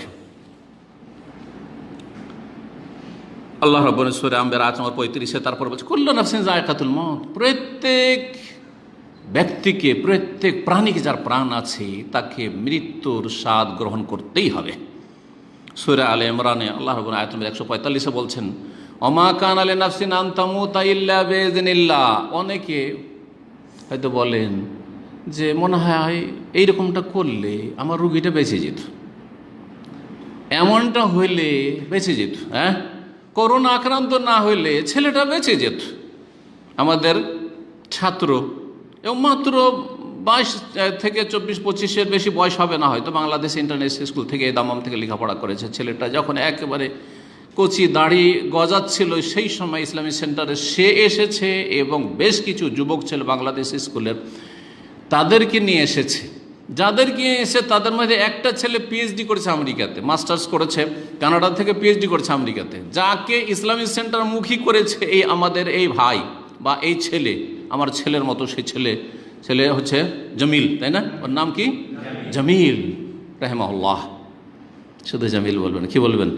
রাহিমাহুল্লাহ, রহমতুল্লাহ আলাইহি, রহমতুল্লাহ আলাইহি। বখিলি করবেন না, কৃপণতা করবেন না। আমার আম্মার ইন্তেকালের কয়েকদিন আগে তার ইন্তেকাল হয়ে গেল। যেই দিন ইন্তেকাল হবে সেই দিনও কথা বলেছি তার আব্বার সাথে। আমি তার আব্বার নাম্বার আমি ব্যবস্থা করে 2 দিন কথা বলেছি তার সাথে, সান্ত্বনা দিয়েছি। ইন্তেকালের পূর্বে কথা বলেছি, ইন্তেকালের পরেও কথা বলেছি। তার আপনজন একজন আছে, তার সাথে কথা বললে তার ইন্তেকালের মাত্র মনে হয় 1-8 ঘন্টা আগে আমি খবর নিচ্ছি, বলছে যে শেষ অবস্থায় আছে, ভেন্টিলেটারে আছে, আল্লাহ জানে। আর তার একটু পরে একটু আমাকে দুপুরবেলা ঘুম এসছে, আসরে জাগছি, দেখছি আমাদের গ্রুপে মেসেজ, ইন্তেকাল করেছে জামিল রহমতুল্লাহ আলাইহি। আল্লাহু আকবার। তার ইন্তেকাল এই যৌবনকালে, আর তারপরে কি যে সুস্বাস্থ্য, আর কি যে শরীর সুঠাম, সুবহানাল্লাহ, মাশাআল্লাহ, তাবারাকাল্লাহ, দেখতে মাশাআল্লাহ সুপুরুষ। দুনিয়া থেকে বিদায় নিল এই করোনার মহামারীতে, যে কোনো কারণে হোক না কেন, সময় শেষ হয়ে গেছে। কি হয়েছে? ওমা কালে নাফসিন আনতামুতা ইল্লা বিইযনিল্লাহ, কোন ব্যক্তি মরবে না, আনতামুতা ইল্লা বিইযনিল্লাহ, আল্লাহর হুকুম ছাড়া। কোন সময় শেষ, মরো, তাহলে মরো। কিতাবা মুআজ্জালা, লিখিত রয়েছে সময় নির্ধারিত করে এই মুহূর্তে এত সময়, অমুক দিনে, অমুক জায়গায়, অমুক অবস্থায় এইভাবে মারা যাবে। আল্লাহু আকবার। সুতরাং যারাই গেছে সময় তার শেষ করে গেছে। যতই চেষ্টা করেন না কেন আমি রাখতে পারবো না। তো ওই জামিলের জন্য বিশেষভাবে দোয়া করি, আল্লাহ যেন রহম করেন। এবং মাত্র কয়েক মাস আগে বিয়ে করেছে, আর বিয়ে করেছিল অনলাইনে, তার বাংলাদেশ থেকে সে ওয়াইফকে নিয়ে এসেছে। আল্লাহ যেন তাকে ধৈর্য ধরার তৌফিক দান করেন। তার ওয়াইফকে বিশেষ করে বলবো, আল্লাহ যেন অসহায় না করেন, এবং তাকে যেন উত্তম বিকল্প আল্লাহ রাব্বুল দুনিয়া আখিরাতে দান করেন, উত্তম ধৈর্য ধারণের তৌফিক দান করেন। বাবা মায়ের একমাত্র ছেলে সন্তান, একটি ছেলে একটি মেয়ে। এই জন্য মনে রাখবেন, এখান থেকে আর একটি শিক্ষা, ছেলে মেয়ে কম নেবেন না, বেশি নেবেন। কখন যে কোন পরীক্ষায় পড়ে যান, কখন যে আল্লাহর পক্ষ থেকে কোন ইবতিলা হয়ে যায়, হতে পারে 2টো নিয়েছেন, 2টাই শেষ। হ্যাঁ, একটা নিয়েছেন, ওই শেষ। 2টো নিয়েছিলেন, একটা ছেলে একটা মেয়ে, মনে করছে যে এই এনাফ, খবরদার এরকম করবেন না। কোন বিপদের সম্মুখীন কখন হইতে হয়, সাবধান হয়ে যান। আল আকিল মান ওয়াইযা বিগাইরি, এইরকম বহু ঘটনা ঘটছে। যদি আর 2-4-5টা ছেলে মেয়ে থাকতো তাহলে এত কি শোকের ছায়া নামতো? শোক হইতো, কিন্তু এত শোক হইতো না যে বেহুশ হয়ে যাচ্ছে, 3 দিন 4 দিন ধরে বেহুশ থাকছে, আর অশান্তির শেষ নাই। সুবহানাল্লাহিল আযীম। হ্যাঁ, না, খবরদারিটা করবেন না, খবরদার করবেন না। কারণ কে খাওয়াচ্ছেন? খাওয়াচ্ছেন আল্লাহ। আমি শুধু হরকত করব, আল্লাহ বরকত দেবেন। এই কথাটা বুঝে আসে না? আমি হরকত করব, আল্লাহ কি করবেন? বরকত দেবেন, খাওয়াবেন আল্লাহ। কিন্তু আমাকে আল্লাহ বলছে যে তুমি কাজ করো। এ না যে আমি বাসায় ঘুমিয়ে থাকবো আর বেতন চলে আসবে, বাসায় ঘুমিয়ে থাকবো আর আমার রুজি চলে আসবে, কখন আসবে না। আল বারাকাতু ফিল হারাকা, আরবিতে একটি কথা আছে, বরকত কোথায়? হরকত করলে। এই জন্য সকাল সকাল হরকত, সকালে কাজ পাওয়া যায়, সকালের কাজে বরকত রয়েছে। সকালে যারা জনমজুর তারা সকালেও কাজ পাবে, দুপুরে গেলে কোথায় পাবে, তাই না? সুতরাং সকালবেলা বুরে কালে উম্মতি বেবুকুরিহা, সকাল সকাল রুজি তলাশ করতে বলা হয়েছে। আল্লাহ যেন সবার রুজিতে বরকত দান করে। ওই ছেলেটির কথা বলছিলাম, ছেলেটা আমাকে মেসেজ দিচ্ছে, বরং কথা বললো। সে ছেলেটা আমেরিকা থেকে এই জামিলের ইন্তেকালের পরে মাঝে মাঝে যোগাযোগ রাখে। এই জামিল বেশ কিছু বাংলাদেশি ছেলেদেরকে ইন্টারন্যাশনাল স্কুলের যারা দুনিয়ামুখী ছেলে ছিল, বাপ মা তাদের দুনিয়াদার নিচক, তাদেরকে নিয়ে এসেছে ইসলাম সেন্টারে। অনেকে হেদায়েত হয়েছে, কয়েকটা ছেলে মালয়েশিয়াতে আছে, আর বেশ কিছু ছেলে ইউরোপ আমেরিকাতে আছে। তার অধিকাংশ যোগাযোগ রাখে। বিশেষ করে এই ছেলেটা নিয়মিত যোগাযোগ রাখে, বিবাহ শাদী করবে, পরামর্শ নেয় আমার কাছে। পিএইচডি করছে, আল্লাহ যেন তাকে হেফাজতে রাখেন। এবং সে মাশাআল্লাহ সেখানে ফুল দাড়ি, এই যে দেখছেন না আমাদের আব্দুল আজিজের দাড়ি, এই রকমের দাড়ি আছে। ছেলেটা আমেরিকাতে থাকছে। যাকে আল্লাহ হেদায়েত করবে গোবরে পদ্ম ফুল হবে, আমেরিকাতে থেকে ভালো থাকবে, ইউরোপের থেকেও ভালো থাকবে, বাংলাদেশ থেকেও ভালো থাকবে। আর যাকে হেদায়েত নসিব করবে না, যে চেষ্টা করবে না, তাকে হেদায়েত নসিব করবে না। ও হাজরে আসওয়াদের পাশে থাকলেও চুরি করবে, হেদায়েত হবে না। হজ উমরায় নিয়ে গেলেও নামাজ পড়বে না। কথা বোঝা গেছে? মক্কাতে আল্লাহ কত ভাগ্যবান করেছে, মক্কা মদিনাতে বাড়ি দিয়েছে, তারপরে হেদায়েত হবে না। মক্কা মদিনায় চাকরি দিয়েছে। আমরা কত যে আল্লাহর কাছে চাইছি যে আল্লাহ যদি আমাদেরও সেখানে হইতো, আকাঙ্ক্ষা করছি। তাদেরকে সেখানে সুযোগ দিয়েছে। বেনামাজির পাল আছে না বাংলা ভাষাভাষী, বহু আছে এরকম। হারাম সামনে দেখতে পাচ্ছে, 5 ওয়াক্ত আজান শুনছে, কামাত শুনছে, হারামের মসজিদে যায় না। যাদেরকে আল্লাহ দ্বীনের নিয়ামত দিয়েছেন, ঈমান ইসলামের নিয়ামত দিয়েছেন, তৌহিদ সুন্নতের নিয়ামত দিয়েছেন, এবং তাকওয়া পরহেজগারের নিয়ামত দিয়েছেন, বলুন আলহামদুলিল্লাহ। অন্তর থেকে, অন্তর খুলে বলুন আলহামদুলিল্লাহ। কারণ যত আলহামদুলিল্লাহ বলবে তত বেশি আল্লাহ বরকত দেবেন, তত বেশি আল্লাহ দিনদার বানিয়ে দেবেন। আল্লাহ যেন আমাদেরকে তৌফিক দান করেন। তো সুবহানাল্লাহ, সেই ছেলেটা সেই দিন বলছে, আমি জানতাম না এত ভাবে। বলছে যে শেখ আপনি কি জানেন যে জামিল মারা গেছে? আমি বলছি হ্যাঁ জানি। বলছে শেখ সেই জামিল আমাকে কিন্তু সেন্টারে প্রথম দিন নিয়ে এসেছিল, যে আপনার সাথে পরিচয় করিয়ে দিয়েছিল। আল্লাহু আকবার, আল্লাহু আকবার। আল্লাহ যেন উত্তম প্রতিদান তাকে দান করেন এবং মাগফিরাত করেন, রহমত দান করেন, এবং তার বাবা মাকে ধৈর্য ধারণে তৌফিক দান করে, উত্তম বিকল্প আল্লাহ দান করেন। চিরকাল কেউ থাকতে আসেনি, যে কথা বলছিলাম। 6 নম্বরে যে বিষয়টি বলবো সেটা হচ্ছে যে আপনজন কেউ যদি অসুস্থ হয়, সে আপনার স্ত্রী হোক, ছেলে মেয়ে হোক, বাপ মা হোক, যথাসাধ্য চেষ্টা করবেন, যথাসাধ্য চেষ্টা করবেন, চেষ্টাতে ত্রুটি রাখবেন না। চেষ্টা করার পরে যদি সুস্থ না হয়, দুনিয়া থেকে চলে যায়, তাহলে রেজা বে কাদা ইল্লাহ ওয়া কাদারি, আল্লাহর যে চূড়ান্ত ফয়সালা, কাদা আর তকদীর যে নির্ধারিত রয়েছে, তার উপর আপনি সন্তুষ্টি প্রকাশ করবেন। আলহামদুলিল্লাহ আলা কুল্লি হাল, আল্লাহ সর্ব অবস্থায় আল্লাহর প্রশংসা, আল্লাহর শুকরিয়া আদায় করি যে এইটাই আল্লাহর ফয়সালা ছিল। তাহলে মনও কষ্ট বেশি হবে না, অত ব্যথা হবে না। আর ব্যথা হলো তাড়াতাড়ি ব্যথাটা উপশম হয়ে যাবে, সেরে যাবে, আপনার কষ্ট দূরীভূত হবে। মনে রাখবেন, যথাসাধ্য চেষ্টা করতে হবে। কি চেষ্টা? জাহিরি চেষ্টা আর মানবী চেষ্টা। বাহ্যিক চেষ্টা করতে হবে আর আভ্যন্তরীণ চেষ্টা করতে হবে। কথা বোঝা গেছে? জাহিরি চেষ্টা কি? চিকিৎসা, সুচিকিৎসার ব্যবস্থা করবেন। বাবা মা অসুস্থ হয়েছে, ছেলে মেয়ে অসুস্থ হয়েছে, স্ত্রী অসুস্থ হয়েছে, প্রিয়জন অসুস্থ হয়েছে, আপনার দায়িত্ব। সুতরাং যথাসাধ্য ভালো চিকিৎসা দেওয়ার চেষ্টা করবেন। রাসূলুল্লাহ সাল্লাল্লাহু আলাইহি ওয়াসাল্লাম হাদিস মুসনাদ আহমদে রয়েছে, সুনানে আরবা, আবু দাউদ, নাসাই, তিরমিজি, এই হাদিসগুলোতে রয়েছে। রাসূলুল্লাহ সাল্লাল্লাহু আলাইহি ওয়াসাল্লাম বলছেন, তাদাওয়াউ ইবাদাল্লাহ, তাদাওয়াউ ইবাদাল্লাহ, হে আল্লাহর বান্দারা তোমরা একে অপরের চিকিৎসা করো। তোমরা এলাজ করাও, সুচিকিৎসার ব্যবস্থা করো, দাওয়া ওষুধ ব্যবহার করো, নিজেও ব্যবহার করো, আপনজনকে অসুস্থ তাদের জন্য চিকিৎসার ব্যবস্থা করো, ওষুধের ব্যবস্থা করো। ওষুধ পানি করুন। পৃথিবীতে পার্থিব যে চিকিৎসাগুলি রয়েছে, সেটা যে কোনো চিকিৎসা হোক না কেন, সে হোমিও হোক, আর অ্যালো হোক, আর আপনার হেকিমি হোক, আর যা আয়ুর্বেদিক হোক, যে কোনো চিকিৎসা, সুচিকিৎসার ব্যবস্থা করেন, যেখানে চিকিৎসা দেখছেন হারাম না হোক। ফাইনাল্লাহ লাম ইউনজিল দান ইল্লা আনজালাহু শিফান, কারণ আল্লাহ যে কোনো রোগ নামিয়েছেন তার চিকিৎসা ওষুধও নামিয়েছেন। সুতরাং করোনারও চিকিৎসা আছে, সেটা পাক আর না পাক খুঁজে হয়তো পায়নি, এদিক সেদিক হাতড়াচ্ছে, আর মানুষের অনেক সময় ক্ষতিও করছে, হইতে পারে। কিন্তু কথা হচ্ছে চিকিৎসা পৃথিবীতে আছে। আলেমাহু মান আলেমাহু ওয়া জাহিলাহু মান জাহলু, জানলো তো জানলো, না হলে অজ্ঞতায় থেকে গেল মানব জাতি। ইল্লাল মওত ওয়াল হারাম, মুসনাদ আহমদ হাদিস। তবে দুটো রোগের কোনো চিকিৎসা নেই। একটা হচ্ছে মৃত্যুর কোনো চিকিৎসা নেই, মৃত্যু চলে মরতে দেব না হবে, তার তো রাজা বাদশার মরতই না, রাষ্ট্রপতি প্রধানমন্ত্রী মরতই না, তাই না? ওয়াল হারাম, আর বার্ধক্যের কোনো চিকিৎসা নেই, যে দাড়ি সাদা হইতে লেগেছে। আমার 3-4 বছর আগে দাড়ি সাদা ছিল না, ক্ষমতা আছে, আল্লাহ ছাড়া কোনো শক্তি আছে, আর আল্লাহ করবেন না, কারণ একটা প্রকৃতি আল্লাহ ফিতরত করে দিয়েছেন যে বয়সের সাথে সাথে দাড়ি সাদা হবে, বার্ধক্য আসবে শরীরে, শারীরিক গঠনে, ইত্যাদি ইত্যাদি। বার্ধক্যের কোনো চিকিৎসা নেই, বুড়ো হবেই হবে এক সময়, যৌবন যাবেই যাবে এক সময়, আর মৃত্যুর কোনো চিকিৎসা নেই। অন্য রিওয়ায়াতে রয়েছে যে ওয়ালা তাদাওয়াও বে হারাম, তবে হারাম দিয়ে চিকিৎসা করিও না, হারাম পন্থায় চিকিৎসা করিও না, সুচিকিৎসা দেওয়ার চেষ্টা করবেন। রাসূলুল্লাহ সাল্লাল্লাহু আলাইহি সাল্লামের আরেকটি হাদিস রয়েছে, হাদিস মুসনাদ আহমদের, তিরমিজি মুস্তাদরাকে রয়েছে। বলছেন রাসূলুল্লাহ সাল্লাল্লাহু আলাইহি ওয়াসাল্লাম, হ্যাঁ, আর একটি চিকিৎসার কথা বলে দিই। সেই চিকিৎসা হচ্ছে আভ্যন্তরীণ চিকিৎসা, সেটা হচ্ছে দোয়া করবেন।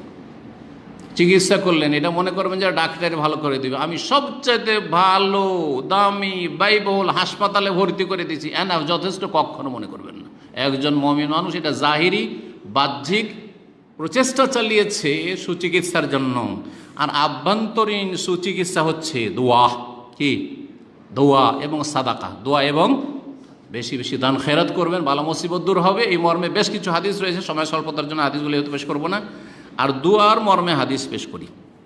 দুয়াতে লস নেই, আপনার ভালো হইলেও লস নেই, আলহামদুলিল্লাহ, যেটা চেয়েছে সেটা পেয়ে গেলেন। আর ভালো না হয় যদি দুনিয়া থেকে চলে যায় বা দীর্ঘ সময় ধরে অসুস্থ থাকলো, তারপরও তাতে আপনার ক্ষতি নেই, লস নেই, লাভই লাভ। বলছে রাসূলুল্লাহ, ইন্না দুআ ইয়ানফাউ মিম্মা নাযালা ওয়া মিম্মা লাম ইয়ানজিল, দোয়া করলে যেই বালা মুসিবত নেমে এসেছে, অসুখ নেমে এসেছে, তাতেও ফায়দা হয়, আর যে বালা মুসিবত আসেনি, বালা মুসিবত থেকে আল্লাহ মুক্ত রাখবেন, এতেও ফায়দা হয়। তাহলে যেই ব্যক্তি করোনায় আক্রান্ত, সে দোয়া করুক যে আল্লাহ শেফা দাও। আর এখনও করোনা আক্রান্ত হননি আপনারা অধিকাংশ, আলহামদুলিল্লাহ, এখন আগে থেকেই দোয়া, আল্লাহ করোনা থেকে হেফাজত করো। আমি একটি দোয়া করেছি, আল্লাহ করোনার অনিষ্ট থেকে হেফাজত করো। আক্রান্ত হলেও তার অনিষ্ট আপনার ক্ষতি করতে পারবে না।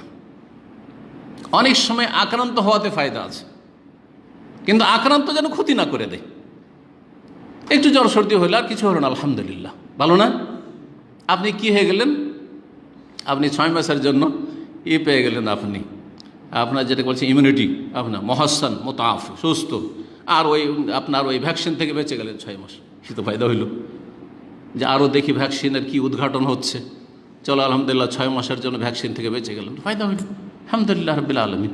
ও আসান তাকার হোসাইয়ার ও খাইরুল, কখনো কখনো অপ্রীতিকর বিষয়ে কল্যাণ রয়েছে।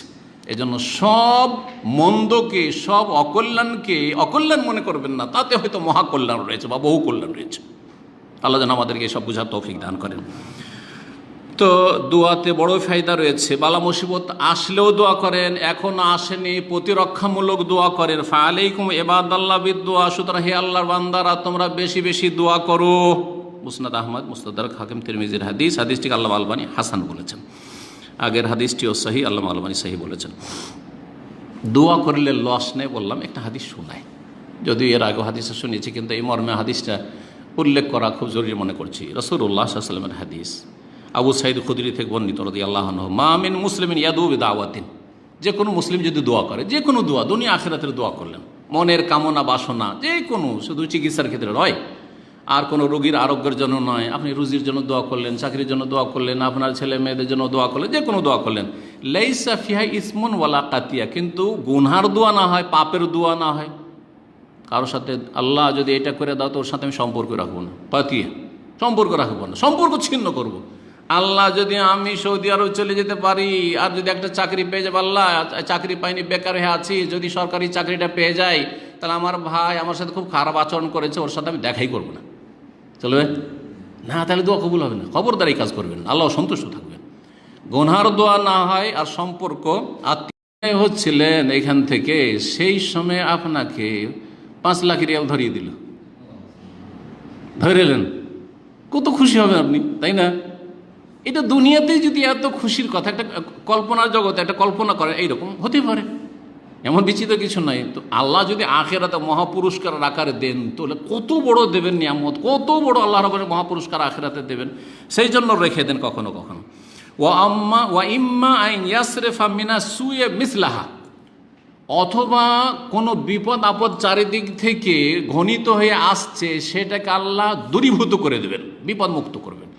দোয়া করেছিলেন মায়ের সুস্থতার জন্য, দোয়া করেছিলেন বাবার সুস্থতার জন্য, দোয়া করেছিলেন যে আল্লাহ তুমি আমাকে করোনা থেকে বাঁচিয়ে রাখো, কিন্তু করোনাতে তো আক্রান্ত হয়েছেন, কিন্তু ওর চেয়ে তো বড় বিপদ, একটা দুর্ঘটনা, অ্যাক্সিডেন্ট ছিল, সেখানে মরেই যেতেন আপনি, অথবা আপনার ছেলে মেয়েদের কোনো রকমের দুর্ঘটনা হয়তো, আগুন লেগে যেত, এইরকম বালামুসি বড় ধরনের ছিল, সেগুলো থেকে আল্লাহ বাঁচিয়ে দিয়েছেন। ওই রকম ধরনের বড় মহাবিপদ থেকে, যেটা আপনার কাছে বেশি গুরুত্বপূর্ণ কিন্তু আপনি জানেন না, আল্লাহ যদি জানিয়ে দিতেন যে আল্লাহ এইটা না এটা চাই, তাই না, এটা না এটা, যেটা দোয়া করছেন ওইটা একটা, আর একটা হচ্ছে বড় বড় বিপদ আপদে বাঁচানো। আল্লাহ যদি জানিয়ে দিত যে এই তুই এই যে সরকারি চাকরি যে চাইছিস এইটা নিবি, নাকি তোর সামনে একটা তকদিরে অ্যাক্সিডেন্ট আছে, ওই অ্যাক্সিডেন্ট থেকে তোকে মুক্ত করবো, আর তাতে তুই মারা যাবে, তোর পরিবার মারা যাবে, ওইটা থেকে বাঁচবি, কোনটা নিবি? দুটার একটা দেবো, তাহলে কোনটা নেবেন? যে আল্লাহ আমি মরতে চাই না, চাকরি পায়ার না, আমি মরতে চাই না, আমার পরিবারকে মারতে চাই না, ঠিক না? জি হ্যাঁ, ওই রকমই। তো এইভাবে দোয়া কবুল হয়। এই হাদিস মুসনাদ আহমদে রয়েছে, বাজ্জার, আবু ইয়ালাতে রয়েছে, মুস্তাদরাক হাকিমে রয়েছে, এবং হাদিসটি সহি। আল্লামা আলবানী রাহিমাহুল্লাহ সহিহুল আদাবুল মুফরাদ যেমন বুখারী রাহমাতুল্লাহ রয়েছে তাতে সহি বলেছেন। পিতামাতার সাথে সদাচরণ সম্পর্কে একটু আলোচনা করব।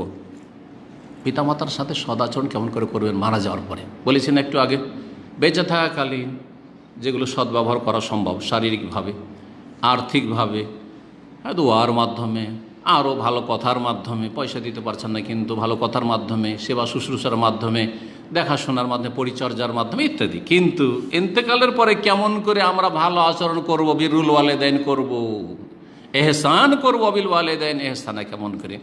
এই মর্মে আবু দাউদ একটি হাদিস রয়েছে, হাদিসটা জয়ীফ সানাদের দিক থেকে, কিন্তু তার অর্থগুলি সবগুলি কোরআন সুন্নাহর দলিল দিয়ে স্বীকৃত। কোন কোন হাদিসের সনদ হিসাবে স্টাডি যখন করতে যাবেন বা মুহাদ্দিসিনরা করেছেন, ওই আলোকে হাদিস জয়ীফ, কিন্তু তার কথাগুলি তো সবই ঠিক আছে, অমুক আয়াতের আলোকে, অমুক হাদিসের আলোকে, অমুক হাদিসের আলোকে, এই সবগুলি কথা ঠিক। এইরকম ধরনের এই হাদিস, এরকম অনেক হাদিসই রয়েছে। হাদিস মালিক বিন রাবিয়া রাদিয়াল্লাহু তাআলা বর্ণনা করছেন, বলছেন যে আমরা একসময় রাসূলুল্লাহ সাল্লাল্লাহু আলাইহি ওয়াসাল্লাম বসেছিলাম, ইজ জাহু রাজুলুন বানি সালামা, বানি সালামার একজন ব্যক্তি, জনৈক মানুষ আসলো, ইয়া রাসূলুল্লাহ, বলে হে আল্লাহর রাসূল, হাল বাকা মিন বিররি আবাওয়াইয়া শাই, আমার মাতা পিতা মারা গেছে, তাদের সাথে কি ভালো কোনো আচরণ করার কোনো রাস্তা আছে? আর ভালাই করব, তাদের সাথে সদ্ব্যবহার করব, বীর করব, এইরকম কোনো রাস্তা আছে? আবার রহমা বাদা মওতিহিমা, আবার রহমা বেহি বাদা মওতিহিমা, তাদের ইন্তেকালের পরে তাদের সাথে এই ভালো কাজগুলির মাধ্যমে সদাচরণ করব, যদিও তারা দুনিয়া থেকে চলে গেছেন। কালো নাম, হ্যাঁ অবশ্যই করতে পারো। বলে আসসালাতু আলাইহিমা, তাদের জন্য রহমতের দোয়া, সালাত মানে রাহমা, রহমতের দোয়া করা, রব্বির রহমহুমা কামা রব্বায়ানি সগীরা, হে আল্লাহ তুমি রহম করো পিতামাতার ওপর।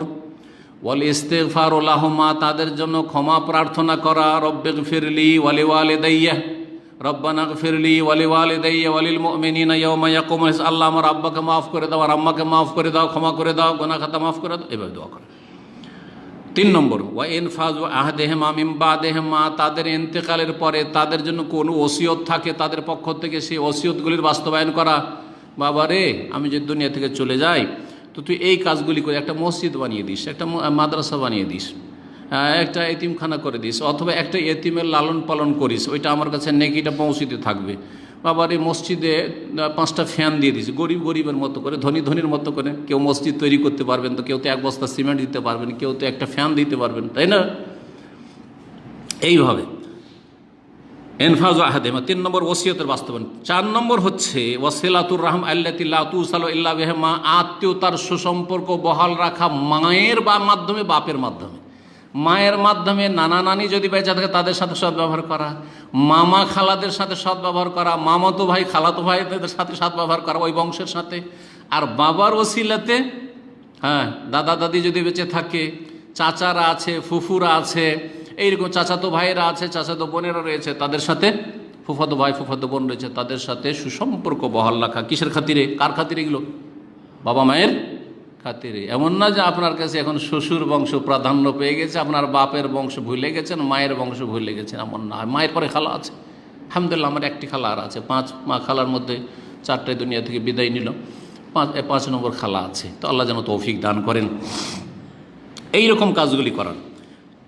আর 5 নম্বর হচ্ছে, 5টা হলো না 6টা হলো, 5 হয়ে গেছে তাই না? 6 নম্বর হচ্ছে ওয়াইকরাম ও সাদিকেহেমা, পিতা মাতার যদি বন্ধু বান্ধবী কেউ থাকে তাদেরকে সম্মান করা। মায়ের কাছে এসে গ্রামের এক মহিলা বসতো, বা পাশের প্রতিবেশী মহিলা খুব খাতির রাখতো, দরদি ছিল, এসে বসতো। মা চলে গেছে, তারপরে ওই মহিলা আপনার বাড়ি আসার কোনো স্থানই পায় না, কার কাছে এসে বসবো? মাঝে মাঝে ডাকেন, ভালো খাবার হবে, দিয়ে পাঠান, হাদিয়ে দেন, যে এটা আমার মায়ের বান্ধবী ছিল, এটা আমার আব্বার বন্ধু ছিল, আমার আব্বার সাথে সবসময় উঠা বসা করতো, একসাথে বসে চা খেত, একসাথে বসে গল্প করতো, তাদের খাতির করেন, মাঝে মাঝে দাওয়াত দেন, তাদেরকে মাঝে মাঝে কিছু হাদিয়া গিফট দেন। এইভাবে ইকরাম ও সাদিকেহিমা। বেশ কিছু ভালো কাজ রয়েছে, যেই কাজগুলি মৃত ব্যক্তি নিজেই যদি করে যায় সবচেয়ে বেস্ট। কিন্তু যদি নিজে না করে আর আমরা করতে পারি তাদের জন্য, সেটাও বড় উপকারী হবে। এই মর্মে ইবনে মাজাতে একটি হাদিস রয়েছে, হাদিসটি আল্লামা আলবানী হাসান বলেছেন। এই হাদিসটা সংক্ষেপে শুনিয়ে দিয়ে আলোচনা শেষ করছি। আবু রাদিয়াল্লাহু তাআলা আনহু বর্ণিত রাসূল বলেছে, ইন্না মিম্মা ইয়ালহাকুল মুমিনা মিন আমালিহি ওয়া হাসানাতিহি বাদা মাউতিহি, মুমিনের কাছে তার ইন্তেকালের পরে তার যে আমল এবং নেকি পৌঁছিবে সেগুলি হচ্ছে নিম্নরূপ। ইলমান আল্লামাহু ওয়া নাশারাহু, প্রথম এলেম। আলহামদুলিল্লাহ, যেটুকু আল্লাহ আমাদেরকে এলেম দিয়েছেন, এলেমটা যে আপনাদেরকে শিখাচ্ছি, এইরকম যারাই দুনিয়াতে রয়েছেন, কেউ কম শিখাচ্ছেন, কেউ বেশি শিখাচ্ছেন, সবাই একই স্তরের নয়। মাদ্রাসায় শিখাচ্ছেন কিছু মাদ্রাসা ছাত্রদেরকে, অথবা আমভাবে আমাদের মতো সর্বস্তরের লোককে। আমাদের আলোচনা ক্লিনার থেকে শুরু করে রাষ্ট্রপতি, প্রধানমন্ত্রী, যে কোনো ঘরে আলহামদুলিল্লাহ চলে যেতে পারে না? আর গেছিও আলহামদুলিল্লাহ, আমরা জানি ভালো করে। আর সর্বস্তরের লোকের সাথে আমি এমন ব্যক্তি, মাঝে মাঝে আমি নিজে চিন্তা করি, আলহামদুলিল্লাহ আমার সাথে যারা রাস্তা ক্লিন করে তারা দেখে যেখানে সেখানে দেখলে সালাম, দূর থেকে সালাম দেয়, কারণ ও জানে যে শেখের আলোচনা শুনি। অনেকে দাঁড়িয়ে দেখলে বুঝতে পারি, ওর শাকল সর দেখলে বুঝতে পারি যেটা হেদায়েত হয়েছে, ওই আকীদা গ্রহণ করেছে, দেখলে বুঝতে পারি। জি হ্যাঁ, তো এই থেকে শুরু করে যাদের 300-400 টাকা বেতন, বেচারারা গরিব মানুষ, 12 ঘন্টা ক্লিন করছে, তাদের থেকে শুরু করে ওপর মহলের যত দূর আপনি চিন্তা করতে পারেন, আলহামদুলিল্লাহ সর্বস্তরের লোক আলহামদুলিল্লাহ উপকৃত হচ্ছে এবং হয়েছে, কারো মাধ্যমে বেশি, কারো মাধ্যমে কম। আল্লাহ রাব্বুল আলামিন যেন আমাদের কোয়ালিটি ভালো করার তৌফিক দান করেন।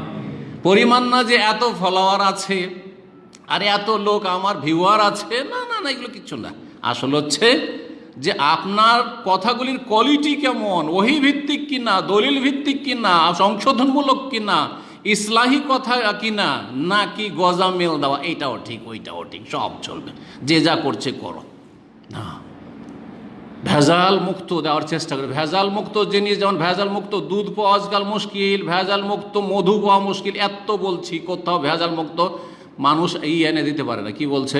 খুব কমই। এরকম যখনই বললে যে কী লাগবে শেখ, মধু পাওয়া যাবে খাঁটি, বলছে বলা মুশকিল। দুধ গ্রামে কিনতে যান, বলছেন না, খাঁটি দিতে পারবো না, বলতে পারবো যদি সত্য কথা বলে, আর না হলে ভেজালকে খাঁটি বলে চালাচ্ছে। দুধ খাঁটি পাওয়া যায় না, মধু খাঁটি পাওয়া যায়, ঠিক তেমনি দিনও খাঁটি পাওয়া বড় মুশকিল। তাওহীদ সুন্নাত ঠিক থাকবে, শিরক বিদআত মুক্ত থাকবে, মানহাজ ঠিক থাকবে, গুমরাহির শিকার হবে না। এই রকমের কোরআন সুন্নাহ ভিত্তিক দিন শিখা আল্লাহর পক্ষ থেকে যদি কাউকে আল্লাহ সুযোগ দেন, বড় নিয়ামত। আল্লাহ যেন এ নিয়ামতের কদর করা তৌফিক দান করেন।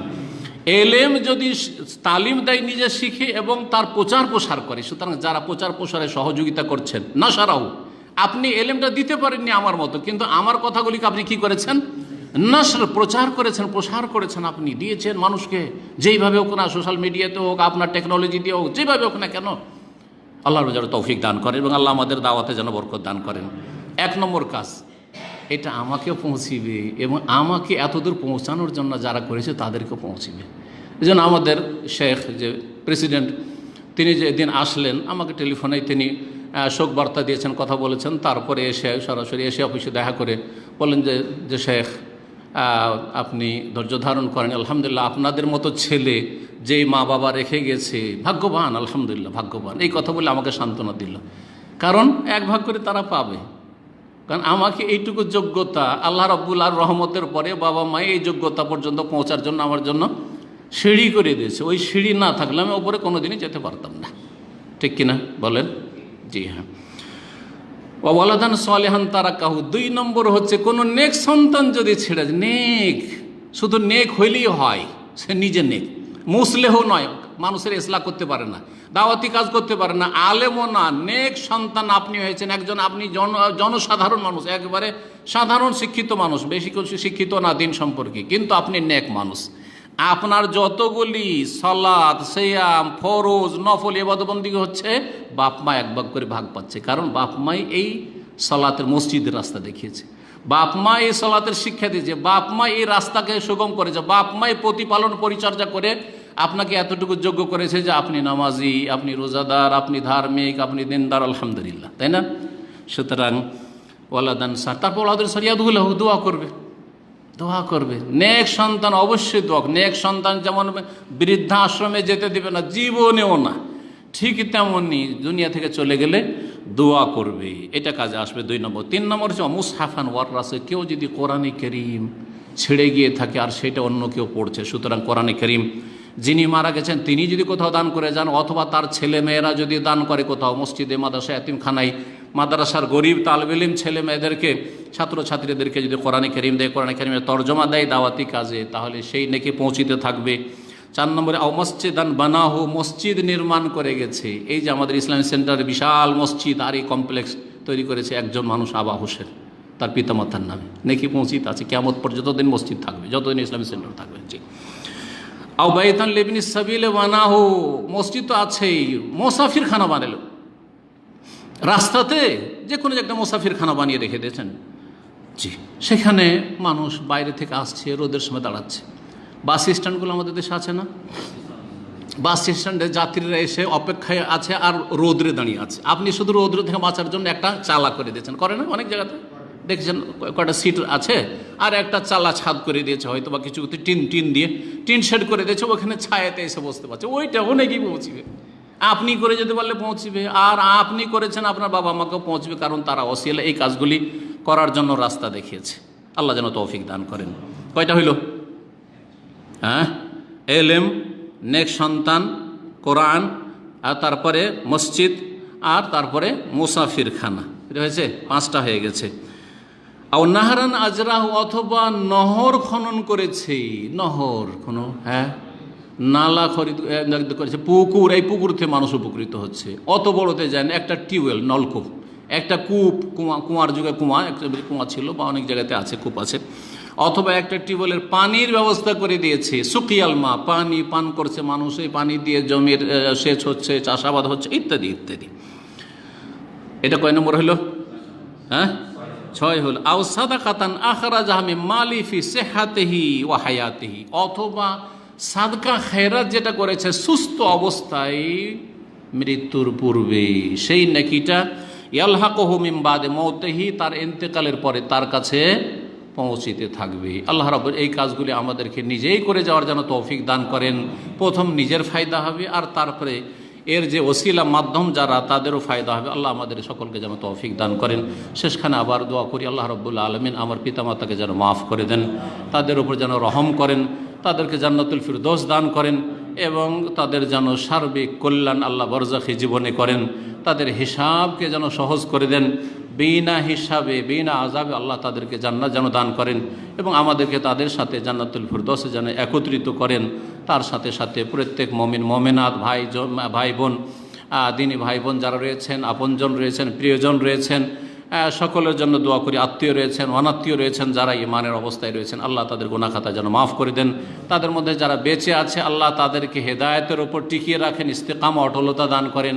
দুনিয়া থেকে যারা চলে গেছে তাদের রুহের মাগফিরাত করেন, তা আল্লাহ তাদেরকে যেন মাফ করে দেন এবং তাদের সকলকে জান্নাতুল ফিরদৌস যেন দান করেন। ওয়া সাল্লাল্লাহু সাল্লাম আলা নবিয়িনা মুহাম্মদ ওয়া আলা আলিহি ওয়া সাহবিহি আজমাইন।